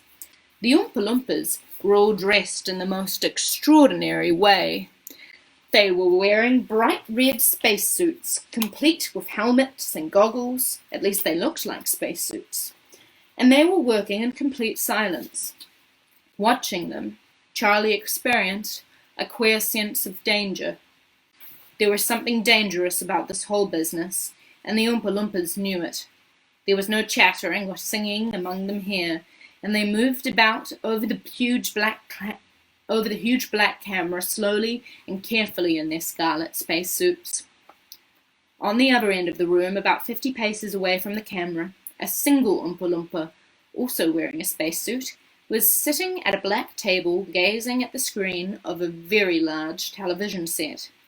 "Here we go," cried Mr. Wonka, hopping up and down with excitement. "This is the testing room for my latest and greatest invention, television chocolate." "But what is television chocolate?" asked Mike TV. "Good heavens, child, stop interrupting me," said Mr. Wonka. "It works by television. I don't like television myself. I suppose it's all right in small doses, but children never seem to be able to take it in small doses. They just want to sit there all day long, staring and staring at the screen." "That's me," said Mike TV. "Shut up," said Mr. TV. "Thank you," said Mr. Wonka. "I shall now tell you how this amazing television set of mine works. But first of all, do you know how ordinary television works? It is very simple. At one end, where the picture is being taken, you have a large cinecamera and you start photographing something. The photographs are split into millions of tiny little pieces which are so small you can't see them, and these little pieces are shot into the sky by electricity. In the sky, they go whizzing around and round all over the place until they suddenly hit the antenna on the roof of someone's house. Then they go flashing down the wire that leads right back down to the television set, and in there they get jiggled and joggled around until every last single one of those million tiny pieces is fitted back into the right place, just like a jigsaw puzzle, and presto, the photograph appears on the screen. "That isn't exactly how it works," Mike TV said. "I'm a little deaf in one ear," Mr. Wonka said. "You must forgive me if I don't hear exactly what you say." "I said it isn't exactly how it works," shouted Mike TV. "You're a nice boy," Mr. Wonka said, "but you talk too much. Now then, the very first time I saw ordinary television working, I was struck by a tremendous idea. 'Look here,' I shouted. 'If these people can break up a photograph into millions and millions of pieces and send the pieces whizzing through the air and then put them back together again on the other end, why can't I do the same thing with a bar of chocolate? Why can't I send a real bar of chocolate whizzing through the air in tiny pieces, then put the pieces back together at the other end, all ready to be eaten?' 'Impossible,' said Mike TV. 'You think so?' cried Mr. Wonka. 'Well, watch this. I shall now send a bar of my very best chocolate from one end of this room to the other by television. Get ready there. Bring in the chocolate.' Immediately, 6 Oompa Loompas marched forward, carrying on their shoulders the most enormous bar of chocolate Charlie had ever seen. It was about the size of a mattress that he slept on at home. 'It has to be big,' Mr. Wonka explained, 'because whenever you send something by television, it always comes out much smaller than it was when it went in. Even with ordinary television, when you photograph a big man, he never comes out on your screen any taller than a pencil, does he? Here we go, then. Get ready. No, stop! Hold everything! You there! Mike TV, stand back! You're too close to the camera. There's dangerous rays coming out of that thing. They could break you into a million tiny pieces in 1 second.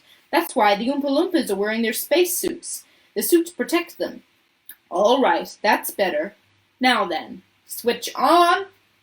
One of the Oompa Loompas caught hold of a large switch and pulled it down. There was a blinding flash. "The chocolate's gone!" cried Grandpa Joe, waving his arms. He was quite right. The whole enormous bar of chocolate had disappeared completely into thin air. "It's on its way," cried Mr. Wonka. "It is now rushing through the air above our heads in a million tiny pieces. Quick, come over here." He dashed over to the other end of the room, where a large television set was standing, and the others followed him. "Watch the screen," he cried. "Here it comes, look." The screen flickered and lit up. Then suddenly a small bar of chocolate appeared in the middle of the screen. "Take it!" shouted Mr. Wonka, growing more and more excited. "How can you take it?" asked Mike TV, laughing. "It's just a picture on a television screen." "Charlie Bucket," cried Mr. Wonka. "You take it. Reach out and grab it." Charlie put out his hand and touched the screen, and suddenly, miraculously, the bar of chocolate came away in his fingers. He was so surprised he nearly dropped it. "Eat it," shouted Mr. Wonka. "Go on and eat it. It'll be delicious. It's the same bar. It got smaller on the journey, that's all." "It's absolutely fantastic," gasped Grandpa Joe. It's a miracle." "Just imagine," cried Mr. Wonka, "when I start using this across the country. You'll be sitting at home, watching television, and suddenly a commercial will flash on the screen, and the voice will say, 'Eat Wonka's chocolates. They're the best in the world. If you don't believe us, try one for yourself, now.' And you simply reach out and take one. How about that, eh?" "Terrific!" cried Grandpa Joe. "It will change the world." Chapter 27. Mike TV is sent by television. Mike TV was even more excited than Grandpa Joe at seeing a bar of chocolate being sent by television. "But Mr. Wonka," he shouted, "can you send other things through the air in the same way? Breakfast cereal, for instance?" "Oh, my sainted aunt!" cried Mr. Wonka. "Don't mention that disgusting stuff in front of me. Do you know what breakfast cereal is made of? It's made of all those little curly wooden shavings you find in pencil sharpeners." "But you could send it by television if you wanted to, as you do chocolate?" asked Mike TV. "Of course I could." "And what about people?" asked Mike TV. "Could you send a real-life person from one place to another in the same way?" "A person?" cried Mr. Wonka. "Are you off your rocker?" "But it could be done." "Good heavens, child, I don't really know. I suppose it could." "Yes, I'm pretty sure it could." Of course it could. I wouldn't like to risk it, though. It might have some very nasty results."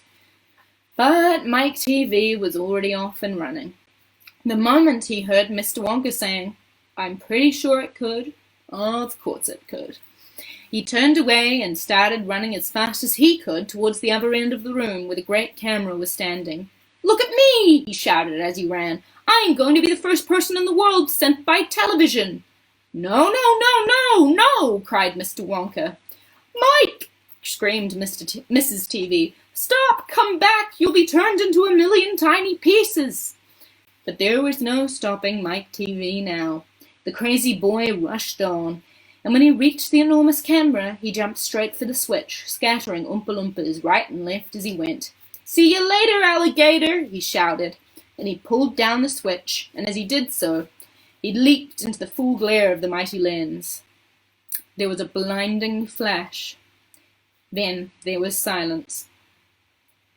Then Mrs. TV ran forward, but she stopped dead in the middle of the room, and she stood there.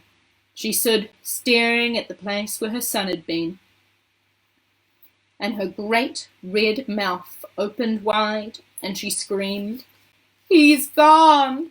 He's gone!" Mr. Wonka hurried forward and placed a hand gently on Mrs. TV's shoulder. "We shall have to hope for the best," he said. "We must pray that your little boy come out unharmed at the other end." "Mike!" screamed Mrs. TV, clasping her head in her hands. "Where are you?"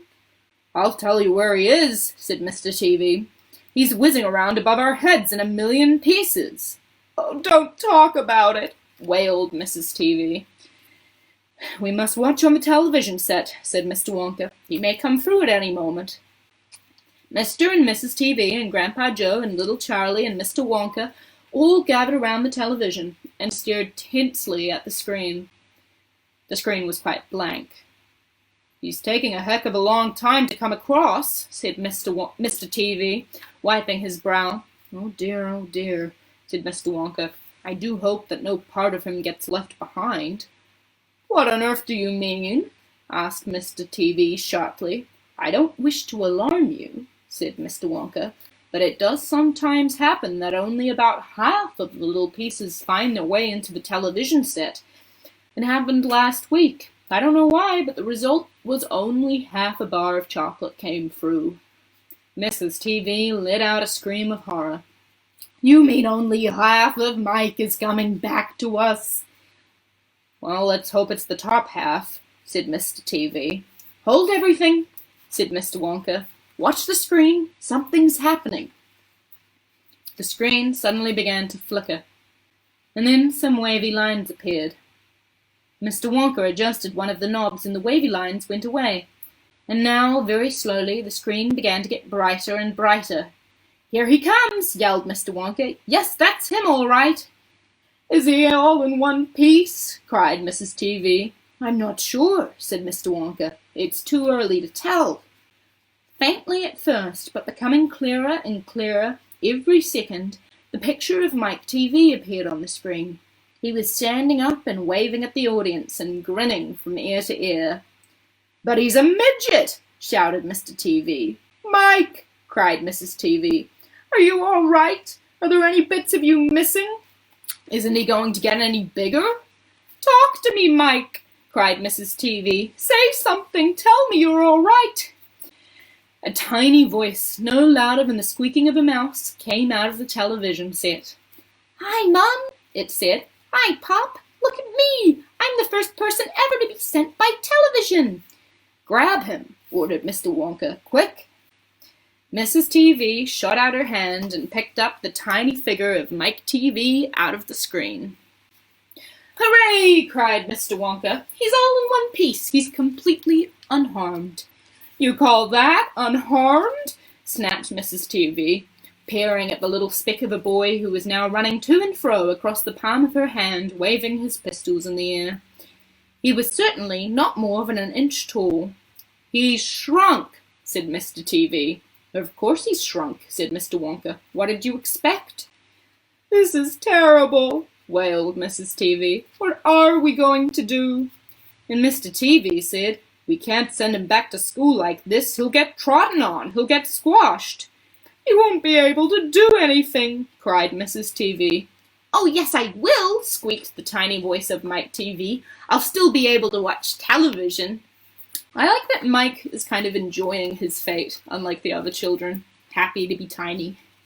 "Never again," shouted Mr. TV. "I'm throwing the television set right out the window the moment we get home. I've had enough of television." When he heard this, Mike TV flew into a terrible tantrum. He started jumping up and down in the palm of his mother's hand, screaming and yelling and trying to bite her fingers. "I want to watch television," he squeaked. "I want to watch television. I want to watch television. I want to watch television." "Here, give him to me," said Mr. TV, and he took the tiny boy and shoved him into the breast pocket of his jacket and stuffed a handkerchief on top. Squeals and yells came from inside the pocket, and the pocket shook as the furious little prisoner fought to get out. "Oh, Mr. Wonka," wailed Mrs. TV. "How can we make him grow?" "Well," said Mr. Wonka, stroking his beard and gazing thoughtfully at the ceiling, "I must say it's a wee bit tricky. But small boys are extremely springy and elastic. They stretch like mad. So what we'll do, we'll put him in a special machine that I have for testing the stretchiness of chewing gum. Maybe that will bring him back to the way he was." "Oh, thank you," said Mrs. TV. "Don't mention it, dear lady." "How far do you think he'll stretch?" asked Mr. TV. "Maybe miles," said Mr. Wonka. "Who knows? but he's going to be awfully thin. Everything gets thinner when you stretch it. You mean like chewing gum? Asked Mr. TV.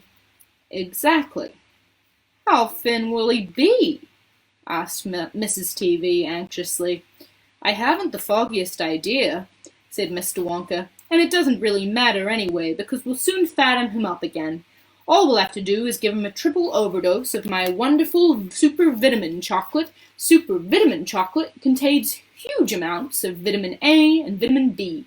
It also contains vitamin C, D, vitamin E, vitamin F, vitamin G, vitamin I, vitamin J, vitamin K, vitamin L, vitamin M, vitamin N, vitamin O, vitamin P, vitamin Q, vitamin R and T, vitamin U, vitamin V, vitamin Y, vitamin X, vitamin Y, and, believe it or not, vitamin Z.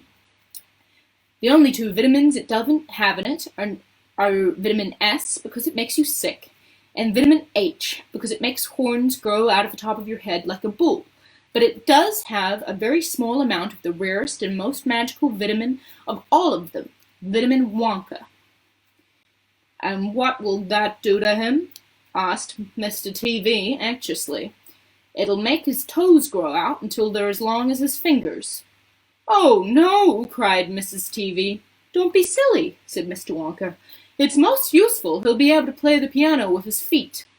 But, Mr. Wonka, no arguments, please, said Mr. Wonka. He turned away and clicked his fingers 3 times in the air. An Oompa Loompa appeared immediately and stood beside him. Follow these orders, said Mr. Wonka, handing the Oompa Loompa a piece of paper on which he had written full instructions. And you'll find the boy in his father's pocket. Off you go. Goodbye, Mr. TV. Goodbye, Mrs. TV. And please don't look so worried. They all come out in the wash, you know, every one of them. At the end of the room, the Oompa Loompas around the giant camera were already beating their tiny drums and beginning to jog up and down to the rhythm. There they go again, said Mr. Wonka. I'm afraid you can't stop them singing. Little Charlie caught Grandpa Joe's hand, and the two of them stood beside Mr. Wonka in the middle of the long, bright room, listening to the Oompa Loompas. And this is what they sang.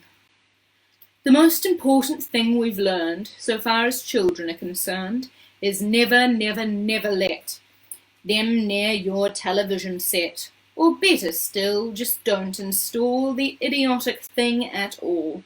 It's in almost every house we've been. We've watched them gaping at the screen. They loll and slop and lounge about and stare until their eyes pop out. Last week in someone's place we saw a dozen eyeballs on the floor. They sit and stare and stare and sit until they're hypnotized by it, until they're absolutely drunk with all that shocking, ghastly junk. Oh yes, we know it keeps them still. They don't climb out the windowsill. They never fight or kick or punch. They leave you free to cook the lunch and wash the dishes in the sink. But did you ever stop to think, to wonder just exactly what this does to your beloved tot? It rots the senses in their head. It kills imagination dead. It clogs and clutters up the mind. It makes a child so dull, so blind, he can no longer understand a fantasy, a fairyland. His brain becomes as soft as cheese.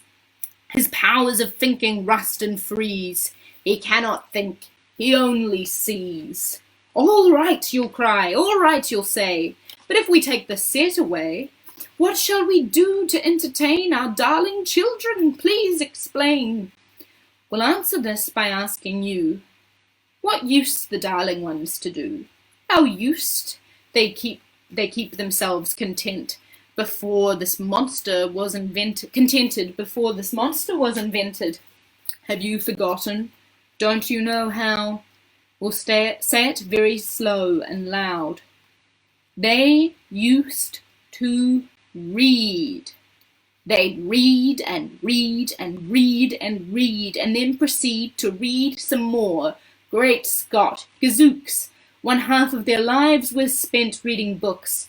The nursery shelves held books galore. Books cluttered up the nursery floor. and in the bedroom by the bed more books were waiting to be read. Such wondrous, fine, fantastic tales of dragons, gypsies, queens, and whales, and treasure isles and distant shores, where smugglers rowed with muffled oars, and pirates wearing purple pants, and sailing ships, and elephants, and cannibals crouching round the pot, stirring away at something hot. It smells so good, what can it be? Good gracious, it's Penelope!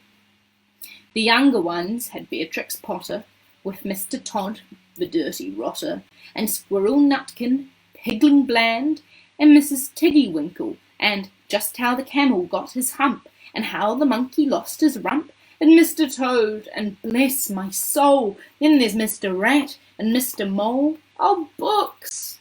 What books they used to know! Those children living long ago. So please, oh please, we beg, we pray, go throw your TV set away, and in its place you can install a lovely bookshelf on the wall. Then fill the shelves with lots of books, ignoring all the dirty looks, the screams, the yells, the bites, the kicks, and children hitting you with sticks. Fear not, because we promise you that within a week or two of having nothing else to do, they'll now begin to feel the need of having something good to read. And once they start, oh boy, you watch the slowly growing joy that fills their hearts. They'll grow so keen that they'll wonder what they'd ever seen in that ridiculous machine, that nauseating, foul, unclean, repulsive television screen. And later, each and every kid will love you more for what you did. P.S. Regarding Mike TV, we very much regret that we shall simply have to wait and see if we can get him back to his height. But if we can't, it serves him right.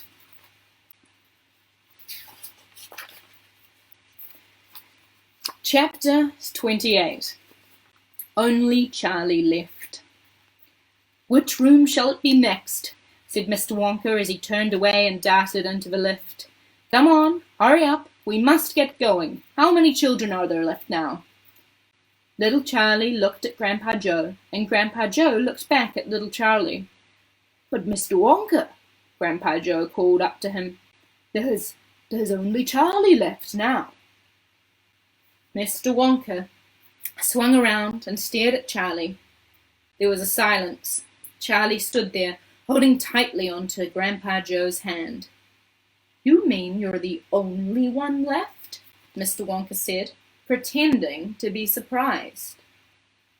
Why, yes, whispered Charlie. Yes.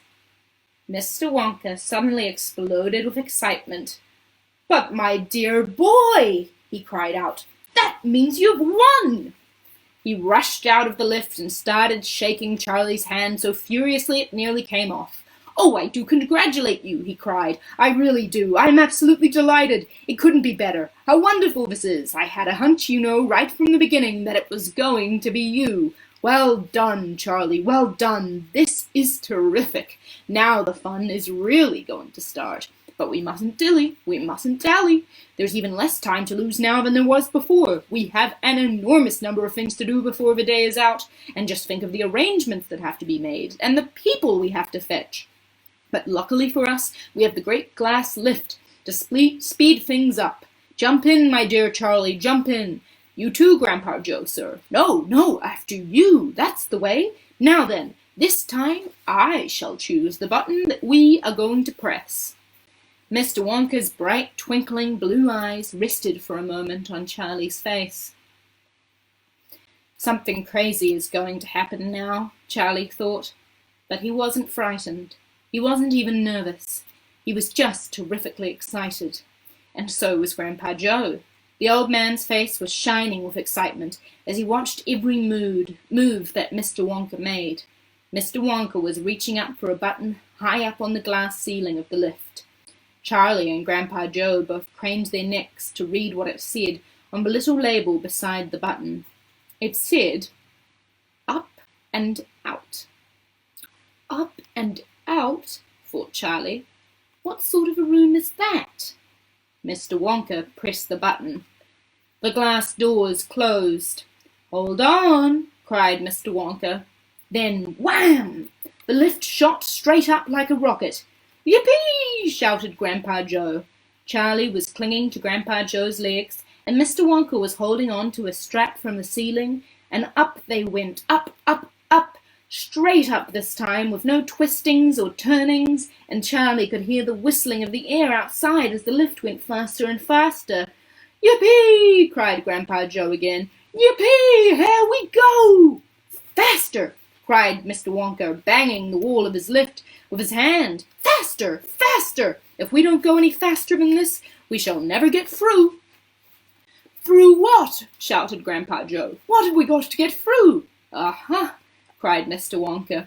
You wait and see. I've been longing to press this button for years, but I've never done it until now. I was tempted many times. Oh, yes, was I tempted. But I couldn't bear the thought of making a great big hole in the roof of the factory. Here we go, boys. Up and out. But you don't mean, shouted Grandpa Joe. You don't really mean that this lift... Oh, yes, I do, answered Mr. Wonka. You wait and see. Up and out. But it's made of glass, shouted Grandpa Joe. It'll break into 1,000,000 pieces. I suppose it might, said Mr. Wonka, cheerful as ever, but it's pretty thick glass all the same. The lift rushed on, going up and up and up, faster and faster and faster. Then, suddenly, crash! And with the most tremendous noise of splintering wood and broken tiles, it came from directly above their heads, and Grandpa Joe shouted, Help! It's the end! We're done for! And Mr. Wonka said, No, we're not! We're through! We're out! Sure enough, the lift had shot right up through the roof of the factory, and now was rising into the sky like a rocket, and the sunshine was pouring in through the glass of the roof. In 5 seconds, they were 1,000 feet up in the sky. The lift's gone mad, shouted Grandpa Joe. Have no fear, my dear sir, said Mr. Wonka calmly, and he pressed another button. The lift stopped. It stopped and hung in mid-air, hovering like a helicopter, hovering over the factory and over the very town itself, which lay spread out below them like a picture postcard. Looking down through the glassed floor on which he was standing, Charlie could see the far-away houses and streets and snow that lay thickly over everything. It was an eerie and frightening feeling to be standing on clear glass high up in the sky. It made you feel as if you weren't standing on anything at all. Are we all right? Cried Grandpa Joe. How does this thing stay up? Sugar power, said Mr. Wonka. 1,000,000 sugar power. Oh, look, he cried, pointing down. There go the other children. They're returning home. Chapter 29. The Other Children Go Home. We must go down and take a look at our little friends before we do anything else, said Mr. Wonka. He pressed a different button, and the lift dropped lower, and soon it was hovering just above the entrance gates to the factory. Looking down now, Charlie could see the children and their parents standing in a little group outside, just inside the gates. I can only see 3, he said. Who's missing? I expect it's Mike TV, Mr. Wonka said, but he'll be coming along soon. Do you see the trucks? Mr. Wonka pointed to a line of gigantic covered vans, parked in a line nearby. Yes, Charlie said. What are they for? Don't you remember what it said on the golden tickets? Every child goes home with a lifetime supply of sweets. There's 1 truckload for each of them, loaded to the brim. Aha! Mr. Wonka went on. There goes our friend Augustus Gloop. Do you see him? He's getting into the first truck with his mother and father. You mean he's really all right? Asked Charlie, astonished, even after going up that awful pipe. He's very much all right, said Mr. Wonka. He's changed, said Grandpa Joe, peering down through the glass wall of the elevator. He used to be fat. Now he's thin as straw. Of course he's changed, said Mr. Wonka, laughing. He got squeezed in the pipe, don't you remember? And look, there goes Miss Violet Beauregard, the great gum chewer. It seems as though they managed to deduce her after all. I am so glad. And how healthy she looks, much better than before. But she's purple in the face, cried Grandpa Joe. So she is, said Mr. Wonka. Ah, well, there's nothing we can do about that. Good gracious, cried Charlie. Look at poor Veruca Salt and Mr. Salt and Mrs. Salt. They're simply covered with rubbish. And here comes Mike TV, said Grandpa Joe. Good heavens, what have they done to him? He's about 10 feet tall and thin as wire. They've overstretched him on the gum-stretching machine, said Mr. Wonka. How very careless. But how dreadful for him, cried Charlie. Nonsense, said Mr. Wonka. He's very lucky. Every basketball team in the country will be trying to get him. But now, he added, it is time we left these four silly children. I have something very important to talk to you about, my dear Charlie. Mr. Wonka pressed another button, and the lift swung upwards into the sky. Chapter 30. Charlie's Chocolate Factory. The great glass lift was now hovering high over the town. Inside the lift stood Mr. Wonka, Grandpa Joe, and little Charlie. How I love my chocolate factory, said Mr. Wonka, gazing down. Then he paused, and he turned around, looked at Charlie with a most serious expression on his face. Do you love it too, Charlie? He asked. Oh, yes, cried Charlie. I think it's the most wonderful place in the whole world. I'm very pleased to hear you say that, said Mr. Wonka, looking more serious now than ever. He went on staring at Charlie.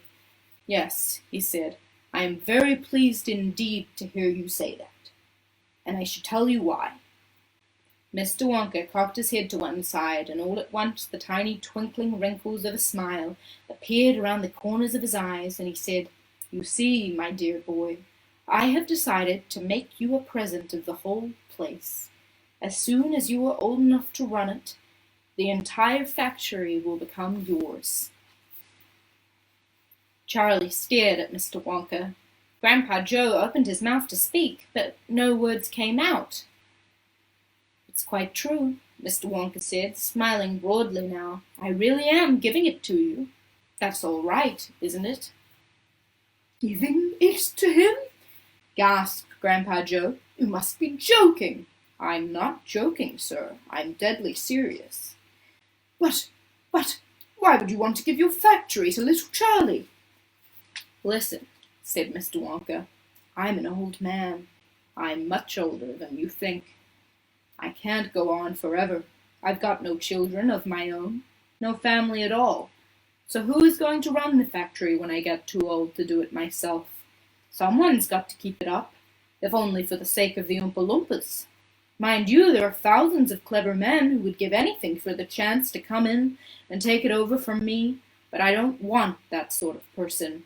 I don't want a grown-up person at all. A grown-up won't listen to me. He won't learn. He will try to do things his own way and not mine.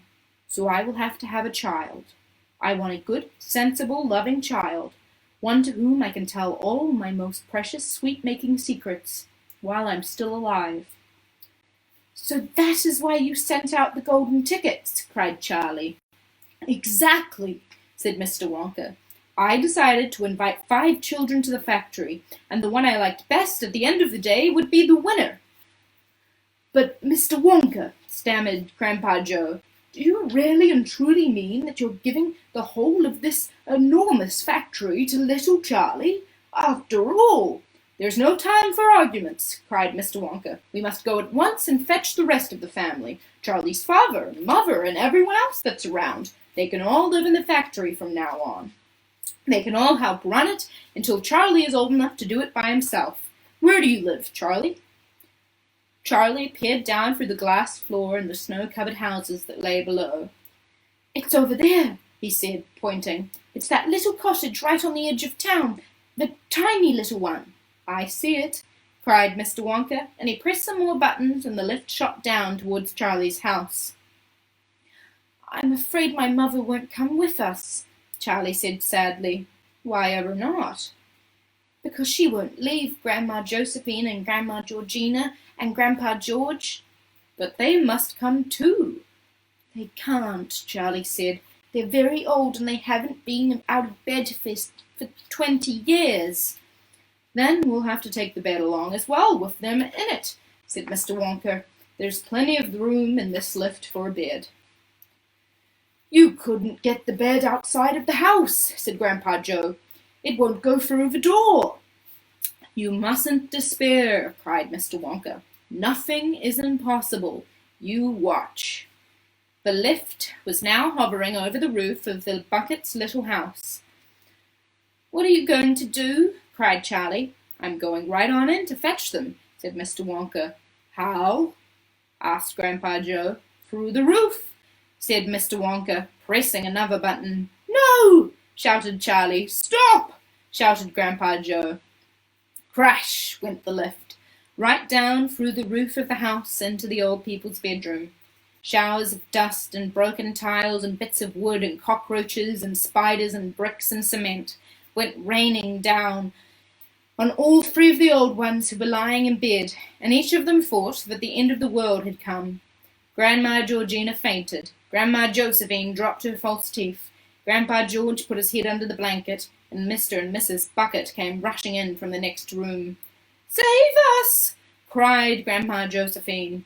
Calm yourself, my darling wife, said Grandpa Joe, stepping out of the lift. It's only us. Mother! Cried Charlie, rushing into Mrs. Bucket's arms. Mother! Mother! Listen to what's happened. We're all going to go back and live in Wonka's factory, and we're going to help him run it, and he's given it all to me, and... What are you talking about? Said Mrs. Bucket. Just look at our house, cried the poor Mr. Bucket. It's in ruins. My dear sir, said Mr. Wonka, jumping forward and shaking Mr. Bucket warmly by the hand. I am so very glad to have met you. You mustn't worry about your house. From now on, you're never going to need it again anyway. Who is this crazy man? Screamed Grandma Josephine. He could have killed us all. This, said Grandpa Joe, is Mr. Willy Wonka himself. It took quite some time for Grandpa Joe and Charlie to explain to everyone what had been happening to them all day, and even then they all refused to ride back to the factory to get a lift. I would rather die in my bed, shouted Grandma Josephine. So would I, cried Grandma Georgina. I refuse to go, announced Grandpa George. So Mr. Wonka and Grandpa Joe and Charlie, taking no notice of their screams, simply pushed the bed into the lift. They pushed Mr. and Mrs. Bucket in after it. Then they got in themselves. Mr. Wonka pressed a button. The doors closed. Grandma Georgina screamed, and the lift rose up off the floor and shot through the hole in the roof, out into the open sky. Charlie climbed onto the bed and tried to calm the three old people who were still petrified with fear. Please don't be frightened, he said. It's quite safe, and we're going to the most wonderful place in the world. Charlie's right, said Grandpa Joe. Will there be anything to eat when we get there? Asked Grandma Josephine. I'm starving. The whole family is starving. Anything to eat? Cried Charlie, laughing. Oh, you just wait and see. And there's little Charlie, quite smug. About the author. Roald Dahl was born in Wales to Norwegian parents. He spent his childhood in England and was educated at Repton. At 18, he went to work for Shell Oil Company in Africa, and when World War II broke out, he joined the Royal Air Force and became a fighter pilot. In 1952, Roald Dahl married Patricia Neal, the Academy Award-winning actress, and they now live in England for the greater part of the year with their 4 children. Roald Dahl is well known as an adult author of the unusual, in best-selling books as Someone Like You and Kiss Kiss. Charlie and the Chocolate Factory was one of his first books for children, and came about, he says, in the usual way. It grew out from being a bedtime story told to my children. And that is Charlie and the Chocolate Factory. I hope you guys enjoyed the end of Charlie and the Chocolate Factory. and I might do another one of these. I just don't know what book I would necessarily choose next. I've thought about doing Peter Pan. I've thought about doing The Bad Beginning from a Series of Unfortunate Events, or I don't know, I have a lot of kids' books really. I could do an adult's book as well, but a kid's book seems more diverting in these somewhat depressing times. So if anybody has any thoughts on that, message me or comment. Otherwise, I'll probably just make an arbitrary decision for myself, or maybe I'll do an Instagram poll for those of you on Instagram. Alright, well, love you all. Thanks for listening. I hope you enjoyed it. We all know this was probably more for my sanity than yours, so I appreciate people stopping by. I'll see you guys later.